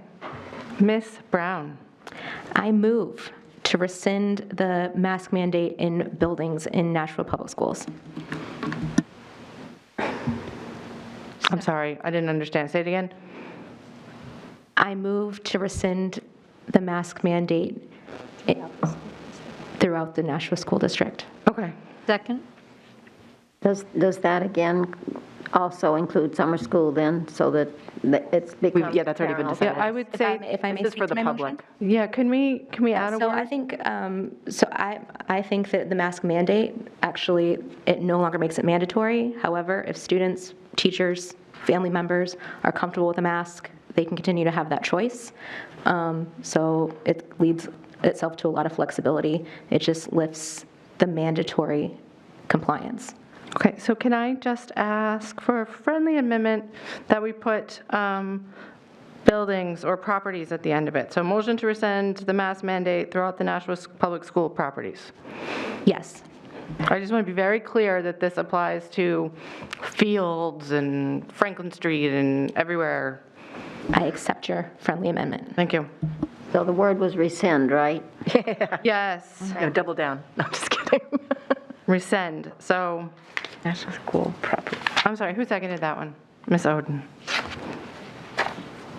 And that is kind of the next item on the agenda. So we're just like popping, unless someone, oh, it doesn't matter. Okay. Can I do this by ayes? Or did someone want roll call? Ms. Johnson's giving me a look. No, that's good. We don't need roll call on this one. Okay. We got what we had to get done. Okay. Those in favor of rescinding the mask mandate throughout the Nashua Public School properties, please indicate by saying aye. Aye. Those opposed? Okay, 9-0. So the motion passes. The mask mandate is lifted. For clarity, those wishing to continue to wear a mask may do so. Okay? If parents would like their students to wear a mask, they absolutely can send them in. If they would like the teacher to know that that's their wish, tell the teacher over the summer school. Same with staff. If staff feel that they would like to wear a mask, they absolutely are allowed to do so. Did I miss anything on that, Dr. McKinney? No, I think we did it. Okay, woo! All right, and Dr. McKinney will let the board know if public health would like us to do something different. And I'm sure that will come up. But because we called properties, this also counts for fields and athletic events. Yes. So that will cover the summer athletics program. I know some of the students are supposed to start practices like next week or something ridiculous. They don't get much of a break. So, Mr. Dunn, you didn't even talk this whole time. You could have said stuff. I know, but I'm here now. So, and athletics do start. Fall sports are now starting summer workouts and stuff like that. Yeah, that's what I was just saying. When do you start? Do you know? Soccer started this week. Field hockey's next week. You don't even get like a week off? No days No, off. we got a couple weeks off, but now we're back on. We have to make up for last year with COVID. All right. Well, best of luck to all of the athletes who are beginning their fall training in June or July. Goodness gracious. You could tell I wasn't an athlete. Like, this is nuts. Workouts already? Okay. The next item on the agenda is, we're really close to the end, guys. So I'm going to not make a break, and I'm going to ask people to hang in. But if you do need to step out, you absolutely can step out and come back in as needed. Ms. Brown? I actually wanted to add something to a future policy meeting under new business. Can I finish my new business list? Oh, I thought we'd already got through it. I'm sorry. Just email me. Okay. So COVID guidelines and Nashua Board of Education meetings on the list. We have just established that we are no longer requiring masks. So very clear, anyone who wants to can take one off, and I'm not going to yell at you, and I'm going to take this paper down because I hate being like, come on, guys. We almost made it through without cheering. Okay. I'll take that one. Right, do you know how hard it is to come in here and be like, I don't like it, it's not my personality. So, Ms. Ziem had something, but is it a new business? I'm fine, thank you. Are you sure? Yep. Okay, so Ms. Brown, and then if you need to, I'll come back to you. So also, when we in March, we also adopted a new agenda preparation and dissemination, so that's why I was trying to follow the proper policies. For requesting that policy BBAA, board member authority, be sent to the policy committee for review. The last time it was updated was in 2007, so that was a while ago. What policy is this? BBAA. So I have a whole list of, I mean, we have policies dating back to 1981 that prior boards have not reviewed, so we're historically behind on that. Thought maybe we could get caught up, but COVID happened. Yeah, I thought that in 2018 too. So respectfully, I would like you to add that to your agenda. Yeah, just email it to me. Okay. In the past, people have provided their input when they've added something to the policy agenda. So if you have a sample policy or another district's policy or something that you wanted the policy agenda planning team to discuss with it, feel free to send that on to Ms. Bishop so that she knows what she's looking at. Mr. Parker can take those emails too. I'm sorry. Yes, copy Mr. Parker. He'll love that. Poor Mr. Parker. Okay. I have no other new business. Does anyone else have any new business? I hate to ask. We're doing so well. Okay. So this brings us to the second of our public comments period. Again, we have a 15-minute time limit. Lots of people stuck around for the second one, so thank you guys for bearing with us. Mr. Dunn, last time of the evening, if you wouldn't mind grabbing me the sign-up sheet. Remind me next. Designated job for the rest of the year. Well, I was thinking that I would make you and Ms. Brunel switch off, or I could make Mr. Donovan do it sometimes. It's all good. So, I do not want the pen. Okay. Not the soccer player. Yeah, it's good exercise. Yeah. You have to get an exercise for the season. Okay. So this public comment period is for people to speak on whatever topic they want, but again, it's not a public hearing. So you can ask questions and we will think about them, but we won't be able to respond in this period of time. There are 1, 2, 3, 4, 5, 6, 15 minutes. 7, 8. There are 8 people signed up, 15 minutes, so 1.5 minutes to 2 minutes each, please. First, I have Reagan Lamphere. Yeah, Lamphere. Okay.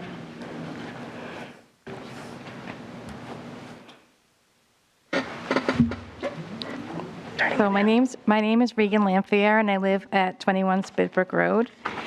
And I just wanted to comment, as I was sitting here listening to the board's remarks about graduation and the accomplishments of the Nashua students, it became clear to me that whatever disagreements you all have, everyone here cares deeply about the kids in our schools.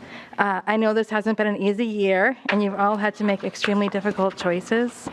It's reassuring to know that even when faced with an unprecedented pandemic, the board has continued to make the education and well-being of our students their first priority. So I wanted to thank you all for your hard work and your dedication to public education here in Nashua. Thank you. We're going to clap for that. Thank you. Miss Ziem, you're breaking my rules. I break the rules, I'm bad. Alicia Houston.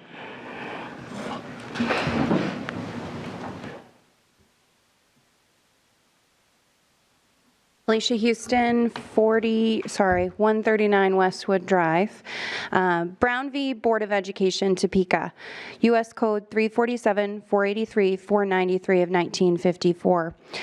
This district has forgotten the lessons of Brown v. Board of Education by implementing policies that fail to make education available on equal terms. Although I understand that these changes have been occurred this evening, and I am very grateful for those changes that you're implementing with the mask policy. However, that doesn't undo the last year of the hardships that you guys have caused, not all, but most. We pay your quarterly stipends, and many times it has seemed to be a regular occurrence that this Board of Education feels the need to have the sole authority to make those decisions, whether that be limiting public comment or silencing a member of the community. As a taxpayer who pays those quarterly stipends, I would like to cautiously remind the Board of Education that you work for us. You are elected to serve at the pleasure of us. You have a duty that we entrusted you and our children to. With the pleasure of us, you have a duty entrusted our children to you and your policies. You demoralize them by taking away their right and our right to choose for over 15 months. My freedom to exercise my First Amendment right remains solid, even when you are malfeasant, misfeasant, and non-feasant in doing so. I am still here, and as long as I am standing on this God-given earth, I will stand, whether people like it or not. I would like the record to reflect that the violations of Gloria Timmons, Ray Guarino, and oftentimes Heather Remond be reported, and under, in part, Article 8 of the New Hampshire Constitution, power residing originally in and being derived from the people, all the magistrates and officers of the government are substitutes and agents, and at all times accountable to them. We the people, in part, under Article 10 of the New Hampshire Constitution, whenever the ends of government are perverted and public liberty manifestly endangered, and all other means of redress are ineffectual, the people may, and of right, ought to reform the old and establish a new government. Accountability has a place here, and it is now up to the Hillsborough Superior Court South to determine what, if any, recourse to implement for those members allegedly in violation of RSA 640, RSA 643, RSA 91A, New Hampshire Constitution Article 8, and New Hampshire Constitution Article 10. You are not above, and under what authority do any of you have on this board to violate constitutional rights? Thank you. Thank you. Ms. Alicia Dyer?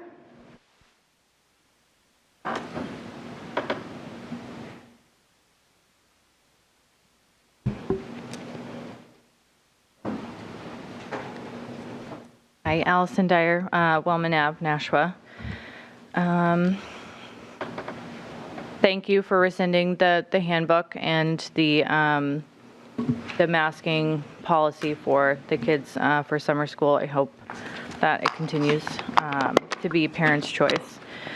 I did want to state, to mention, Ms. Seam and had said earlier, that she listens and that the board listens to the parents' voices. They want to hear us. I've sent, I was counting as I was sitting there, 86 emails in the last 6 months to you all.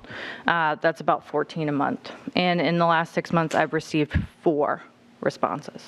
So I don't know how much you want to listen to me because it's me. I get it. I'm annoying. I would like to think I'm pleasantly persistent, but I know some of you don't feel that way. But what I'd like to state here is that New York Times versus Sullivan, it's a constitutional case law in this country. The nation's founded on profound national commitment to the principle that debate on public issue is uninhibited, robust, wide open, and that it may well include caustic and sometimes unpleasantly sharp attacks on government and public officials. It's constitutional case law in this nation. So unfortunately, that means that we don't have to be nice to you.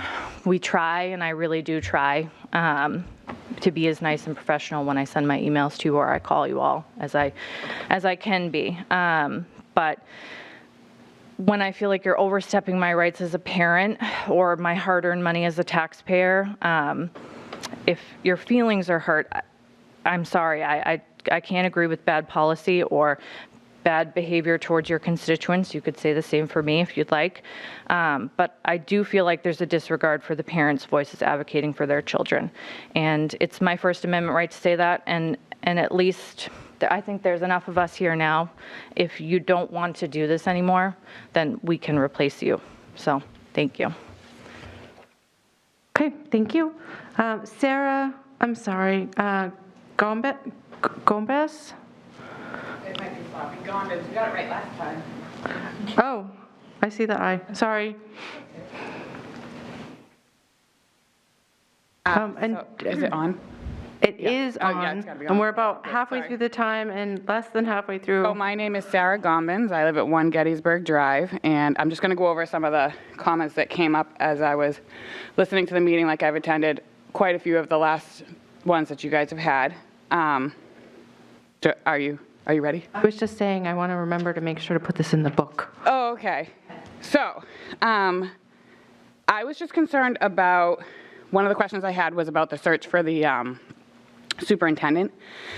And if we as a district leave an interim in the position, where does that leave the district with the search? Mainly I'm concerned about it fiscally. How does that affect us? How does that take from the funds that we've already had for it? I know there was discussion back and forth previously over previous times about money we've already spent towards it and how I guess it went so bad that we only had one candidate. Now we have an interim, so now we're electing him into interim, which, like many of you have stated, he's probably more than capable of doing the job. But I just wanted to have clarification in the future over the next couple meetings, like, where does that leave us in the search? Because if you voted him in as an interim for the whole year, does that mean we're not searching? Or just curious about the process as we go into the next year for the search for that, how it continues. Are we going to draw more funds for that? Just those are my questions, like as a taxpayer and someone whose children will be in the district. So also, as a taxpayer, when the topic about the return of the technology that was given out came up, I know it's like a touchy subject. It's probably too early to tell. Like I said before, I've worked in public education. I was a public school teacher in a different district when the pandemic came on. And we also, our district, gave out all kinds of technology. But as a taxpayer, I'm curious about the transparency that we can expect in how much of that came back. Because I was doing the math over there in my seat about the 700 Chromebooks at a cost of $224 and whether or not we have insurance, and there's still so many questions about what came back, what's usable, what's not usable, what's out of date, what's in date. So I get it, but I'm just putting a comment out there that I'm hoping that as a board we can get those numbers and have a more cohesive answer to that question, because it wasn't extremely satisfying to just have it kind of washed away, which kind of drawing on what the previous person just said, as a taxpayer, sometimes you wonder about hurting people's feelings, and that's not my intent here, but as a civilian in this community, I've watched some of the demeanors between the people on the board here and the way that some people ask for respect but yet don't give that respect when it's time is concerning. People don't know dates of when things are happening, when it's their job to know the dates. It's pretty easy to know dates, the order of how things are supposed to fall out. I mean, look at tonight. We circled all the way back to giving the people what they wanted, and how many weeks and meetings did you guys spend fighting over not giving back people what they wanted? Because that's just what I saw happen here today. I've also been inundated with people sending me social media instances of like board members calling out citizens on public media and that kind of thing. If you're a public official, to me, you should not be commenting on a public format in that kind of tone. It's just unacceptable. Like you guys have said many times, we're electing you, so we're expecting you to have a certain caliber of character when you're in the community. And when you're in the community, not wearing a mask, not social distancing, and then coming to these meetings and then persistently trying to keep those mandates in place, and then having to circle back and undo them all anyway, it makes us wonder why we voted you in. I'm confused. So I'm just saying that as a citizen. I'm not trying to upset anyone, but I come here and I see the confusion and the back and forthness of it, and it's disconcerting, and it does not make me feel comfortable in the amount of power that you guys have and how you're handling that power amongst each other and disseminating that into the community, which brought me to, I'm glad that you guys voted to rescind on giving one person power over a topic like the mask mandate and all the power giving it to the superintendent, which, like you guys said, he's more than capable of doing, but like you guys said, that's why we elect you here, so that the public doesn't lose their voice. If only one person is in charge, how are we getting public comment? So at the sake of, I want to give all of my citizens, fellow people in the community a chance to speak. I'm going to stop there. But that's kind of where I'm at. And I'm happy that things got turned the way they did. It's kind of weird that it took so many weeks to get turned the way they did, and we ended up just abolishing everything. But c'est la vie. Thank you. Thank you. Lou Juris, and I'm just keeping an eye on the time. We're pretty much out of time, but with consensus of the board, I would like to extend it, at Just least briefly, a couple more minutes. Anyone object? No? Okay, go ahead, Mr. Juris. Not to interrupt, thank you. Lou Juris, 56 Haynes Street. I want to thank the board for their work over the past several years, and I think it's well worth the taxes that we pay. We shouldn't be intimidated by some of the commentary that's made, some of the stuff on social media.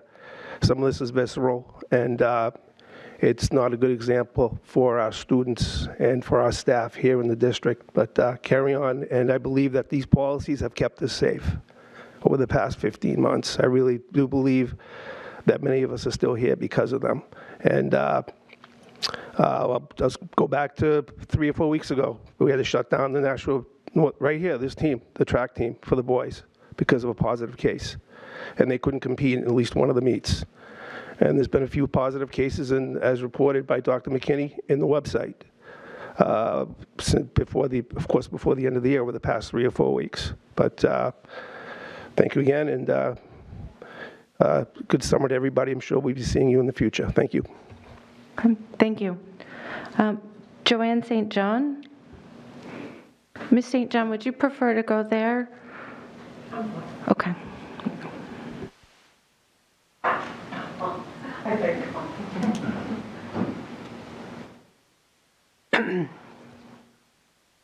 Hi, good evening all. My name is Joanne St. John. I live at 25 Beauview Ave in Nashua. I'm sorry that I didn't catch the beginning of the meeting, so forgive me if I have to catch up in my head, but I did come in time to hear Ms. Johnson say several things opposed to the masking. Now, I have been a severe uncontrolled asthmatic for 10 years. And those of you that know me, there's many of you do, I would end up in the hospital in acute care for at least once a year for a minimum of 2 to 5 days.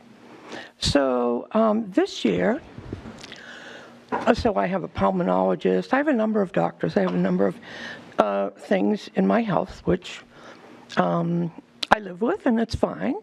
But it's all about taking care of what you need to take care of. So this year, a couple things. Was the first year I did not end up sick. The first year in all these 10 years. That has to say something. So it's not just, we're not just going to take my word for it. My pulmonologist also said, the reason you didn't get sick is because of your mask wearing. He, in his business, as a pulmonologist, saw the same thing happening with other asthmatics or people with some sort of lung disease. Also, I am on a number of medications every day. and a variety of inhalers, and some rescue inhalers, some preventative.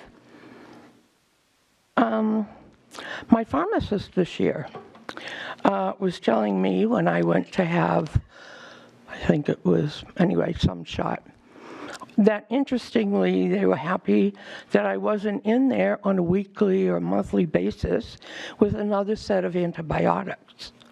They know me very well, these people. She also told me that interestingly, the pharmacy and all pharmacies, these are facts, sent back antibiotics that were about to expire because it wasn't just me. Many people did not need antibiotics this year because of everyone wearing masks. I don't want to take up much more time, but those are the facts. So I want the parents here to think about what I just said and give it some thought. Our children are safe this year because we, the school board, the CDC, and people in the health field saved many, many lives. That's all I have to say. Thank you for your time. Thank you. Thank you. Eliza Hale.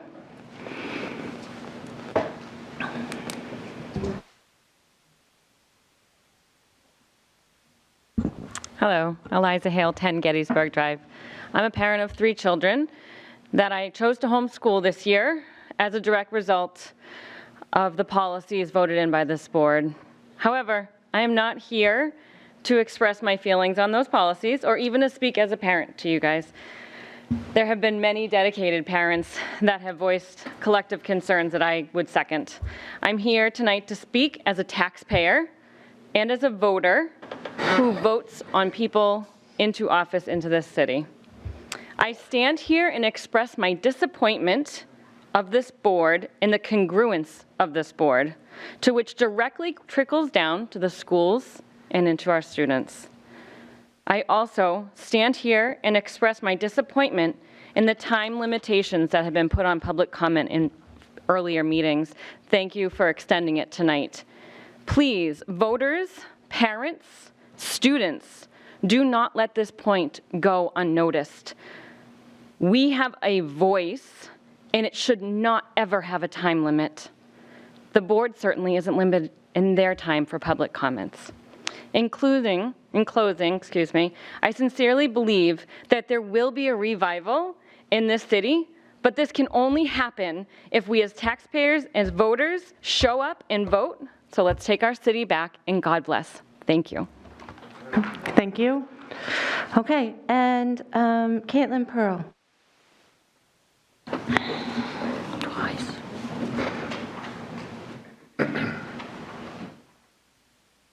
Thank you very much. My name is Caitlin Pearl, Lutheran Drive. Oh, I'm a little taller.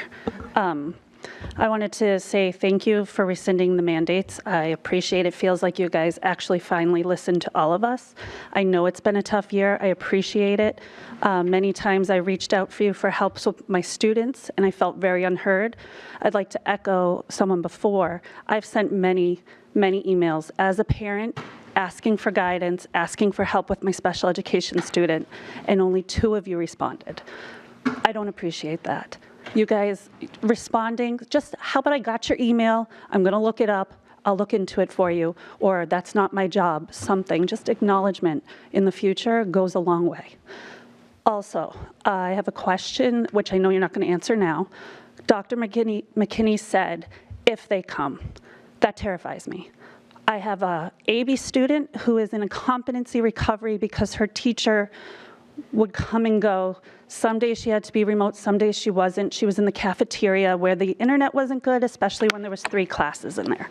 So if they come, I'm asking you, I know you want to take July off.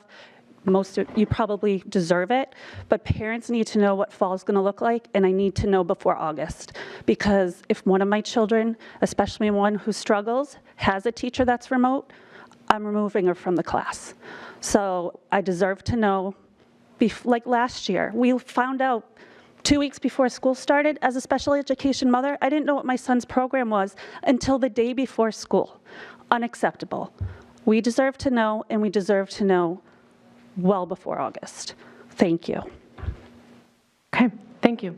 And this ends the second public comment period for this evening. Thank you, everybody who participated. The last thing on the agenda is the board member comments. As usual, I will go around the room.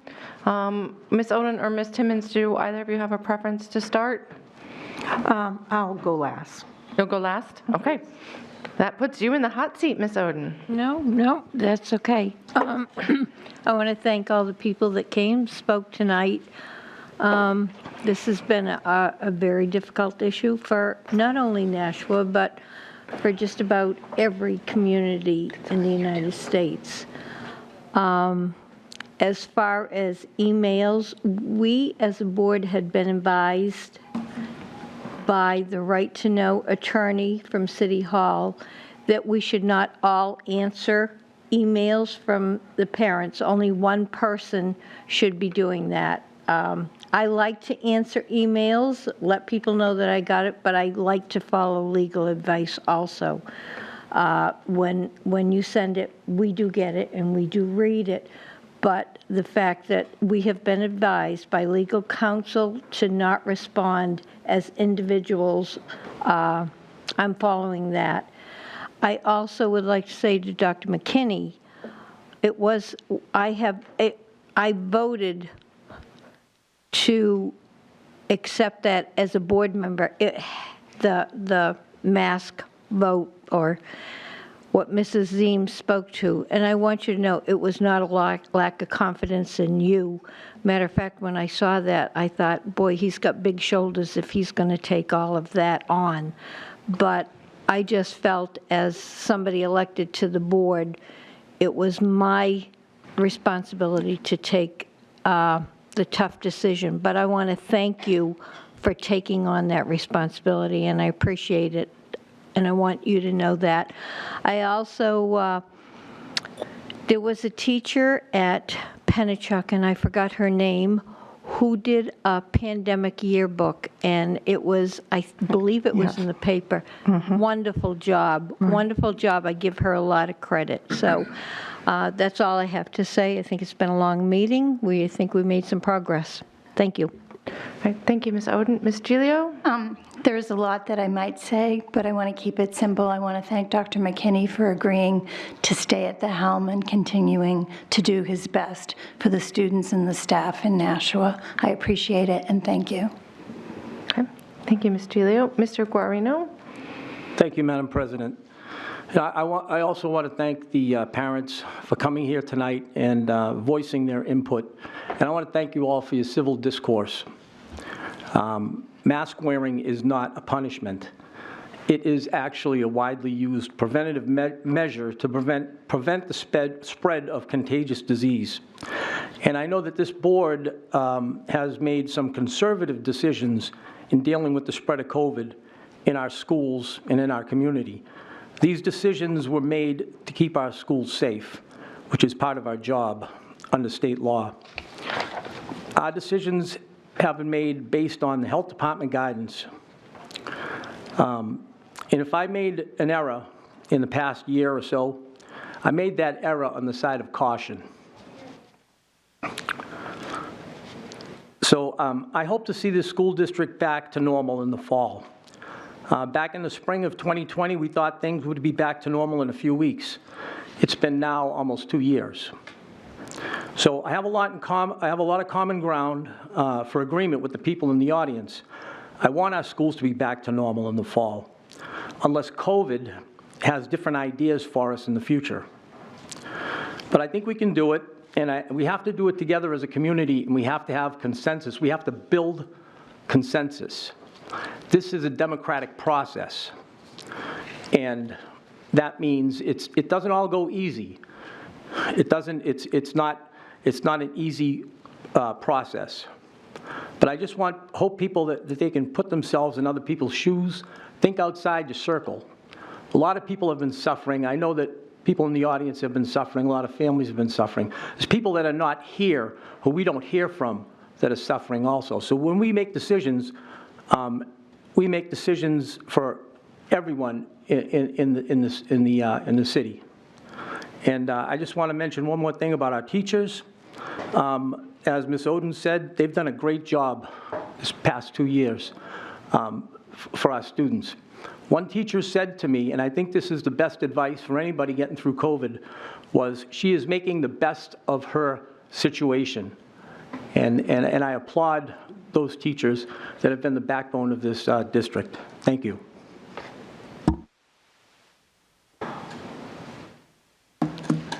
Thank you. I'll try to be brief. I want to thank all of the constituents who came out this evening. It takes a lot of courage to get up in front of that microphone, and I appreciate all of you and the people who came in the audience as well. That's great to see you all here.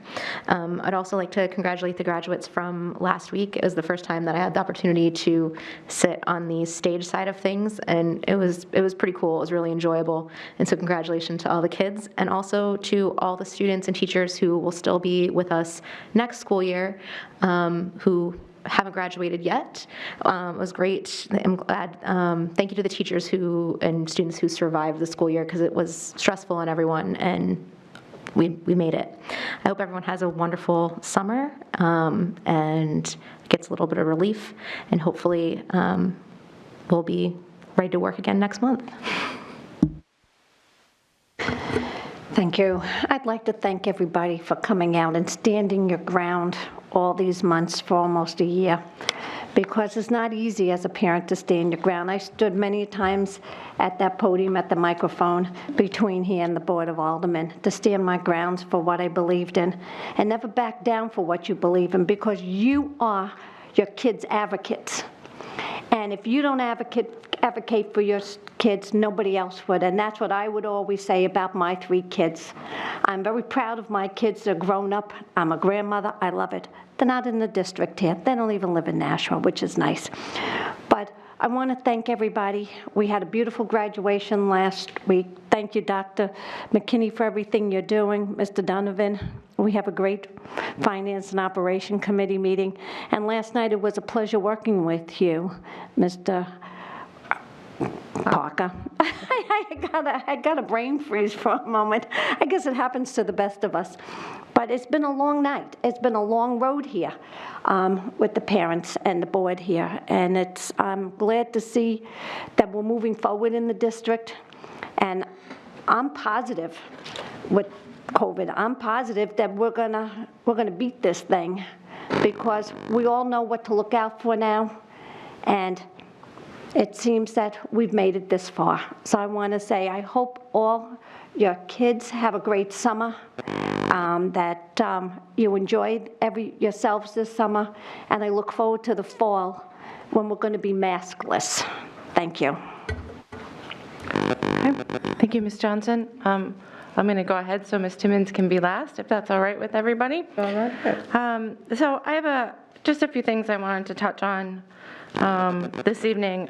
First, I wanted to congratulate the special education teachers who won Teachers of the Year.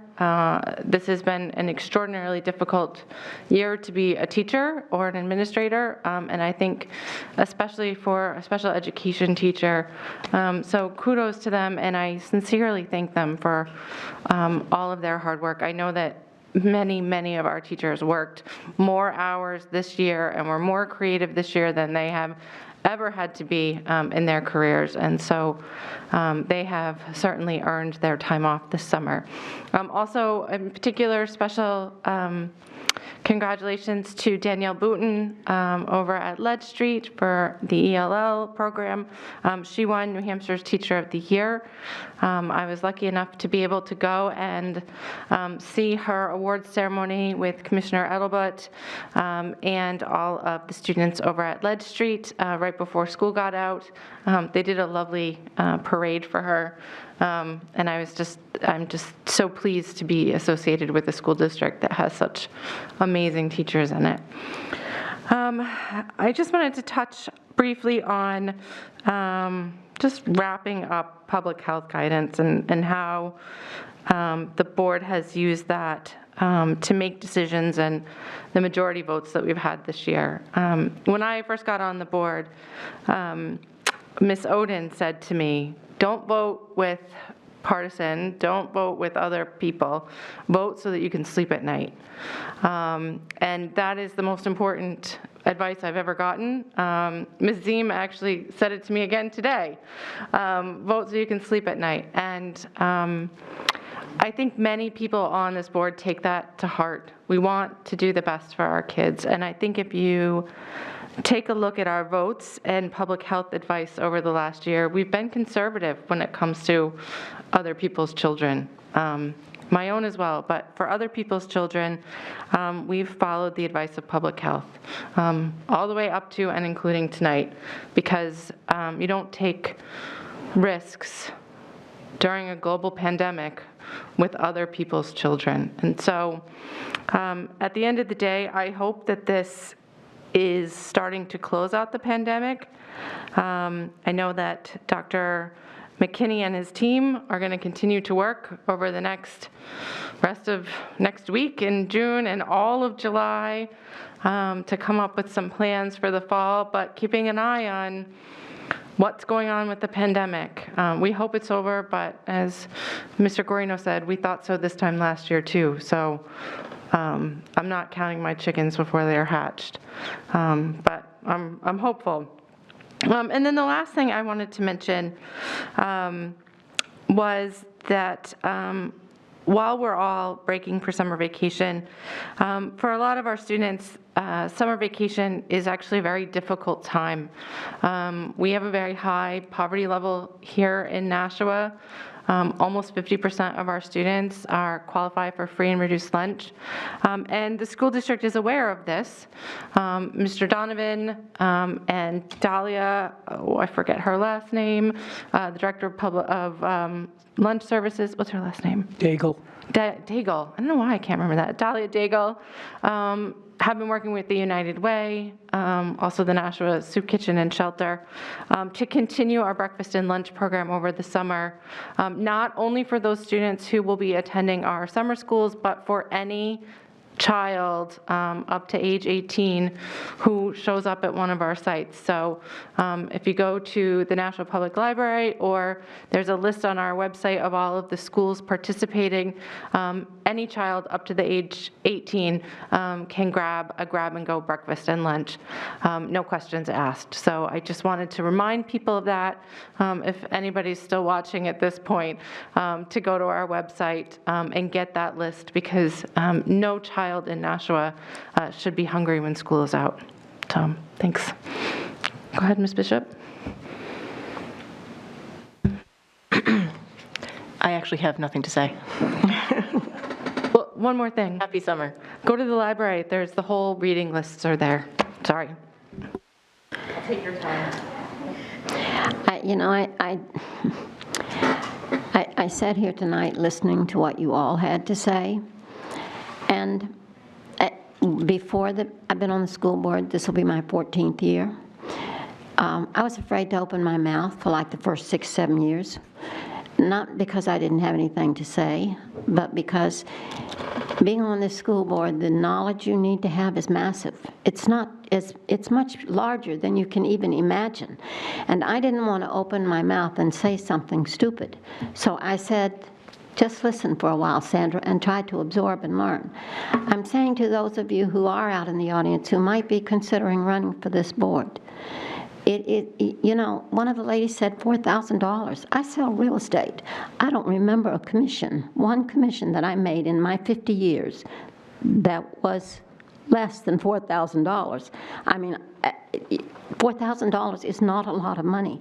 And these board members are putting in 30, 40 hours a week, in my view. That's if you're doing the job. Now, admittedly, sometimes we don't. I'd be the first to say that. Nobody here is perfect. But if you're thinking about doing it, I encourage you to go out and learn about our schools. I mean, do you know how many schools we have? Do you know how many special education we have? How many English language learners we have? How many homeless we have? How many, we have an immigration population?